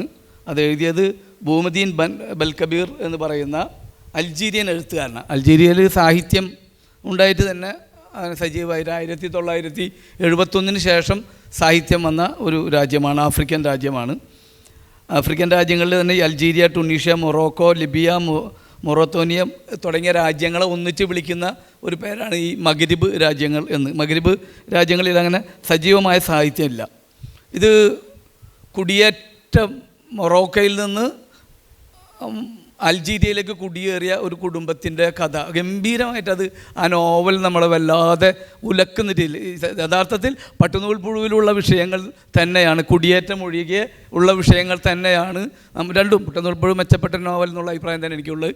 അത് വല്ലാതെ നമ്മളെ ഫീല് ചെയ്യിച്ച്. പക്ഷേ പട്ടുനൂൽപ്പുഴയിലെ നായകനായ കുട്ടി തന്നെയാണ്. അതിൽ ആ കുട്ടി സ്വയം ഒതുങ്ങി പോവുകയാണെങ്കിൽ ഇവിടെ അൾജീരിയയിലെ കുട്ടി പിന്നീട് തെരുവിൽ ISISൻ്റെ ഇരയായിക്കൊണ്ട് പൊട്ടിത്തെറിക്കുന്നൊരു കുട്ടിയായി കാണുന്നു. അപ്പോൾ ലോകത്തിൻ്റെ തന്നെ രണ്ട് ഏകാന്തതകൾ.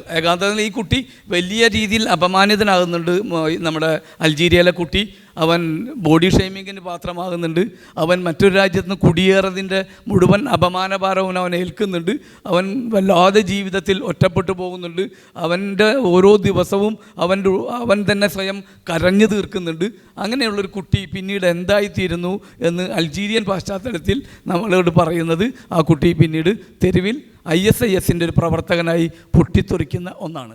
തീർച്ചയായിട്ടും ഇതൊരു കഥ മാത്രമല്ല, ഇത് നോവലുകൾ മാത്രമല്ല. അതാണ് ഞാൻ പറയുന്നത്, ഞാനൊരു രാഷ്ട്രീയ ജീവി കൂടിയാണ്. വായനക്കാരനാണ് ആകുമ്പോൾ തന്നെ രാഷ്ട്രീയ ജീവിയാണെന്ന് അങ്ങനെ തന്നെയാണെന്ന് ഉറച്ച് വിശ്വസിക്കുന്ന ഒരാളാണ്. മനുഷ്യൻ അങ്ങനെ ആവേണ്ടതുണ്ട് എന്ന് വിചാരിക്കുന്ന ഒരാളാണ്. അതെൻ്റെ ആഗ്രഹമാണ്. അപ്പോൾ അങ്ങനെ വരുമ്പോൾ ഇത്തരത്തിൽ ഒരു ലോകം വെറുപ്പിൻ്റെ, അറപ്പിൻ്റെ, വിദ്വേഷത്തിൻ്റെ, വിഭജനത്തിൻ്റെ, കുടിയേറ്റങ്ങളുടെ അപ്പുറത്ത് കാണുന്ന മനുഷ്യരൊക്കെ തന്നെ തൻ്റെ ചുറ്റും നിൽക്കുന്ന മനുഷ്യർ തൻ്റെ ജാതി, മതം, വർണ്ണം, ലിംഗം ഇതൊക്കെ ബാധിക്കുന്ന എല്ലാ തരത്തിലും മാനവികത നഷ്ടപ്പെട്ട ഒരവസ്ഥ നമ്മൾ അഭിമുഖീകരിക്കുന്നുണ്ട്. തീർച്ചയായിട്ടും അത്തരം ഒരനുഭവത്തിലേക്ക് നമ്മളെ കൊണ്ടുപോകാൻ ഇത് മലയാളത്തിലേക്ക് മാതൃഭൂമി ട്രാൻസ്ലേറ്റ് ചെയ്തിട്ടുണ്ട്. ആ പുസ്തകം 2 കഴുത ജന്മങ്ങൾ എന്നാണ് നമ്മുടെ ആ പുസ്തകത്തിൻ്റെ പേര്.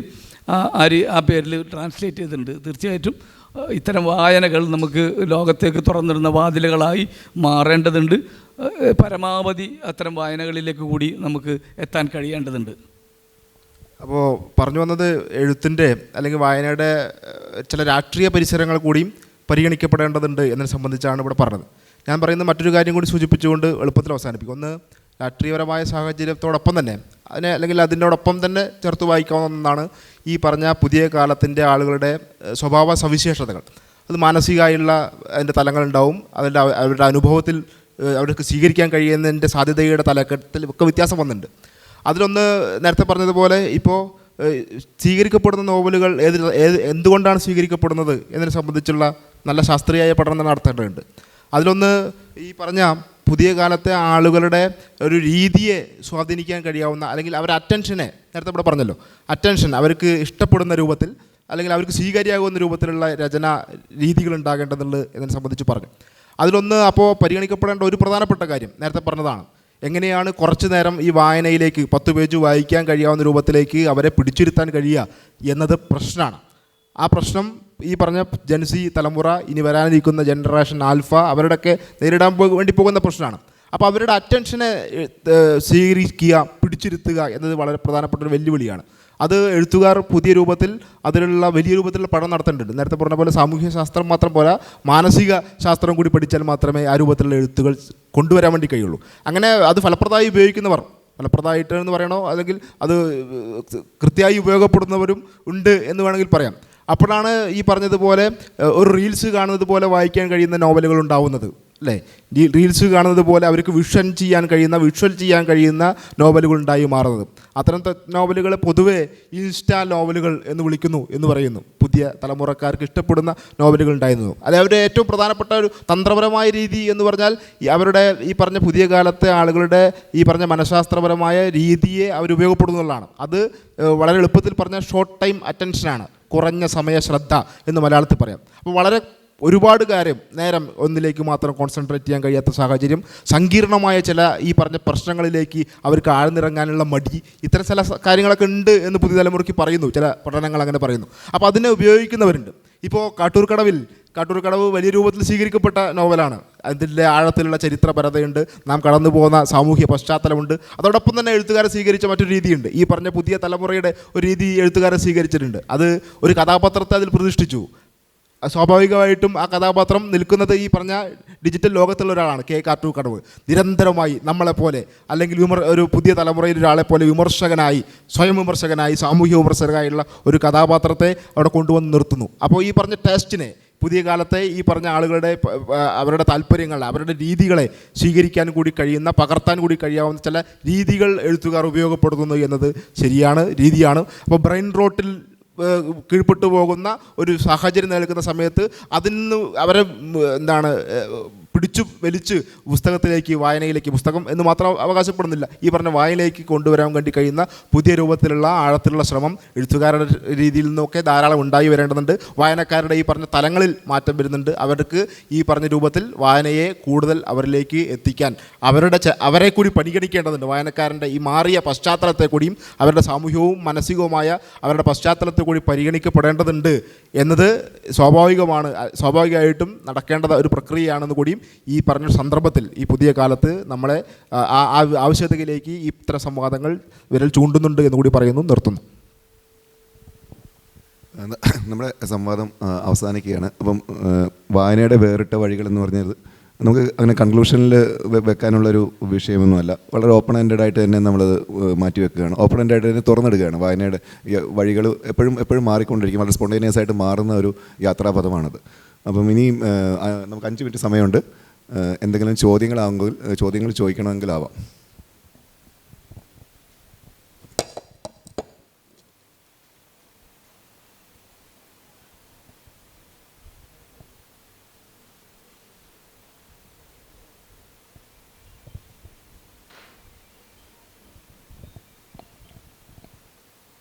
ഇപ്പോൾ ഡിജിറ്റൽ ഫോർമാറ്റ് അതിൽ 2 വിഭാഗമായിട്ട് ഓഡിയോ ഫോർമാറ്റ്, വിഷ്വൽ ഫോർമാറ്റ് ഇങ്ങനെ വന്നു. അപ്പോൾ ഓഡിയോ ഫോർമാറ്റിൽ എനിക്ക് തോന്നുന്നത് സീരിയസ് റീഡിങ്ങിന് ഇത് എത്ര ഗുണം ചെയ്യുന്നുള്ള ഒരു സംശയമുണ്ട്.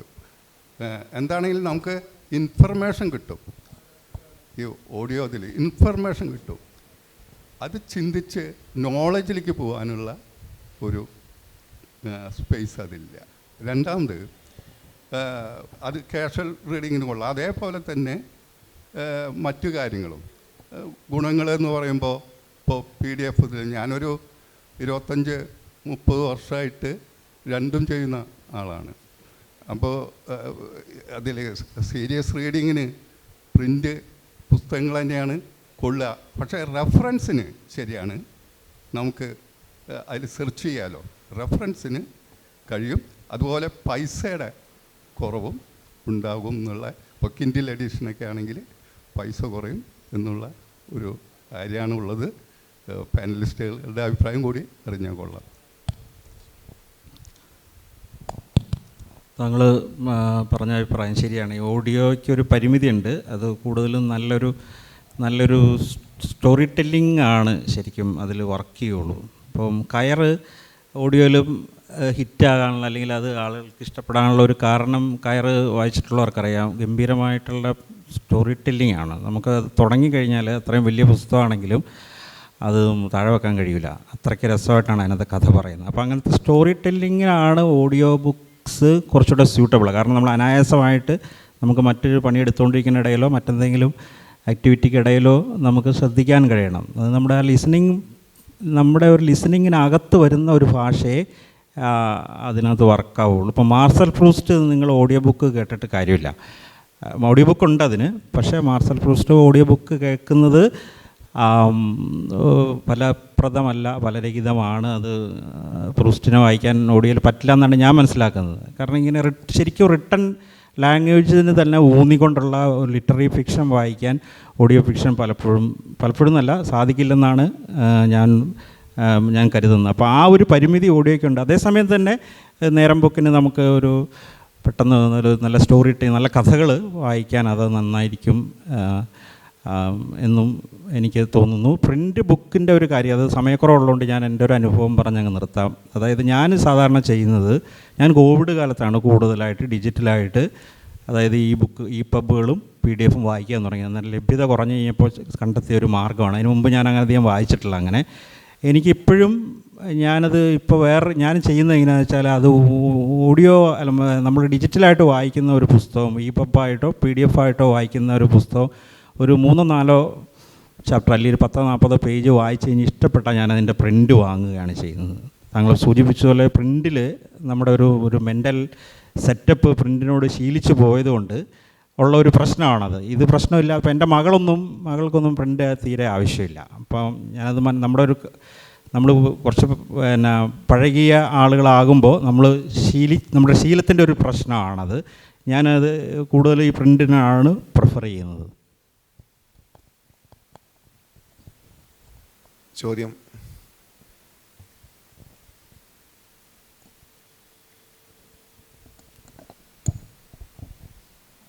ശ്രീ അജയനോടാണ് ചോദ്യം.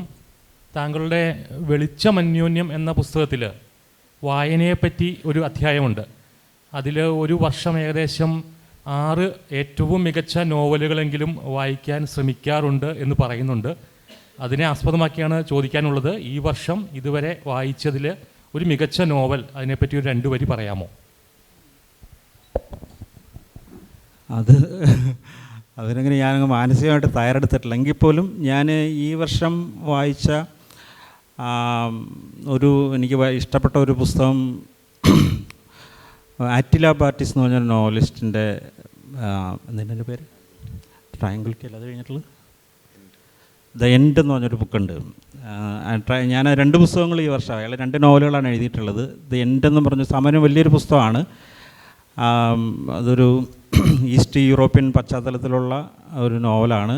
അത് വളരെ സ്ട്രെയിറ്റായിട്ട് വളരെ കുഞ്ഞു ചാപ്റ്റേഴ്സാണ് അതാണ് അതിൻ്റെ ഒരു പ്രത്യേകത, രൂപപരമായിട്ടുള്ള ഒരു പ്രത്യേകത അതാണ്. പിന്നെ നേരത്തെ ഇവിടെ രാഹുൽ സൂചിപ്പിച്ചതുപോലെ ഒരു ഓട്ടോ ഫിക്ഷൻ മാതൃകയിലാണ് അത് എഴുതിയിട്ടുണ്ടെങ്കിലും അതൊരു ഓട്ടോ ഫിക്ഷനിൽ ബേസിക്കലി അതൊരു ഫോട്ടോഗ്രാഫിയെക്കുറിച്ചുള്ള ഒരു പുസ്തകമാണ്. ശരിക്കും പറഞ്ഞാൽ ഫോട്ടോഗ്രാഫി, പഴയ ടൈപ്പ് ക്യാമറയിൽ പടമെടുത്ത് തുടങ്ങിയ ഒരാൾ, ആ ഫോട്ടോഗ്രാഫി എങ്ങനെയാണ് ഒരാളുടെ ലൈഫിനെ നോക്കിക്കാണുന്ന രീതിയെ മാറ്റിമറിച്ചത് എന്ന് വിശദീകരിക്കുന്ന, അല്ലെങ്കിൽ ആ ഒരു കഥ പറയുന്ന ആ ഒരു കാര്യം, അതിനകത്ത് രാഷ്ട്രീയം കൂടെ വരുന്നു എന്നുള്ളതാണ് അതിൻ്റെ ഒരു കമ്മ്യൂണിസ്റ്റ് ഹംഗറിയിലെ വളരെ ഡിക്റ്റേറ്റർഷിപ്പിൻ്റെ കീഴിൽ ജീവിച്ച ഒരു അച്ഛൻ്റെയും മകൻ്റെയും അച്ഛനും മോനും തമ്മിലുള്ള ബന്ധത്തിൻ്റെ ഒരു കഥ പറയണം. അപ്പോൾ ഇയാളുടെ തന്നെ നേരത്തെ ഇറങ്ങിയ ഒരു ട്രയാങ്കുലിറ്റി എന്ന് പറഞ്ഞൊരു പുസ്തകമുണ്ട്. അതിൽ അമ്മയും മകനും തമ്മിലുള്ള ബന്ധമാണ്. ഇതിനകത്താണെങ്കിൽ അച്ഛനും മകനും തമ്മിലുള്ളൊരു ബന്ധം. പക്ഷെ രണ്ടിലും പൊളിറ്റിക്സ് വളരെ എന്താ പറയുക, അന്തർലീനമാണ്. അല്ലെങ്കിൽ ഈ പ്രത്യക്ഷത്തിൽ രാഷ്ട്രീയം പറയാതെ രാഷ്ട്രീയം പറയുന്നു എന്നുള്ളതാണ്. നമ്മുടെ നാട്ടിലെ ഒരു രീതി, നമ്മൾ വളരെ ലൗഡായിട്ട് രാഷ്ട്രീയം പറയുന്ന ആൾക്കാരാണ്. നമ്മൾ രാഷ്ട്രീയ നോവൽ എന്ന് പറഞ്ഞാൽ നമ്മൾ നല്ല ഒച്ചത്തിലാണ് പറയുക. ഇത് ലൗഡല്ല എന്നുള്ളതാണ് ഇതിൻ്റെ ഒരു പ്രത്യേകത. അത് വളരെ രൂക്ഷമായിട്ടുള്ള ഒരു രാഷ്ട്രീയ സാഹചര്യത്തിനകത്ത് ജീവിച്ച ആളുകൾ ആ രാഷ്ട്രീയ ജീവിതവും കൂടി നരേറ്റ് ചെയ്യുന്ന രീതിയിലാണ് ഈ ആറ്റില ബാർട്ടിസിൻ്റെ പുസ്തകം അദ്ദേഹം എഴുതിയിട്ടുള്ളത്. അദ്ദേഹം ശരിക്കും ഇപ്പോൾ ഹംഗറിയിലല്ല താമസിക്കുന്നത്, ഇന്തോനേഷ്യയിലെ ഒരു ദ്വീപിൽ, അവിടുത്തെ ഏക വെള്ളക്കാരനാണ് പുള്ളി. ഇന്തോനേഷ്യൻ ദ്വീപിലെ ഇൻഡോ ചൈന ട്രൈബ്സ് താമസിക്കുന്ന ഒരു ദ്വീപിൽ പോയി ഒറ്റയ്ക്ക് ഫോട്ടോഗ്രാഫിയൊക്കെ ആയിട്ട് ഇങ്ങനെ കഴിയുകയാണ്. അപ്പോൾ അത് ആ രീതിയിലൊരു വളരെ ഒരു എൻചാൻറ്റിങ് ആയിട്ടുള്ളൊരു നോവലായിരുന്നു അത്, ദി എൻഡ്. Thank you. സമയപരിധി കഴിഞ്ഞിരിക്കുകയാണ്. അപ്പം നല്ലൊരു ഡിസ്കഷനായിരുന്നു വായനയുടെ പുതിയ വഴികളെ കുറിച്ചിട്ടുള്ളത്. എല്ലാവർക്കും നന്ദി.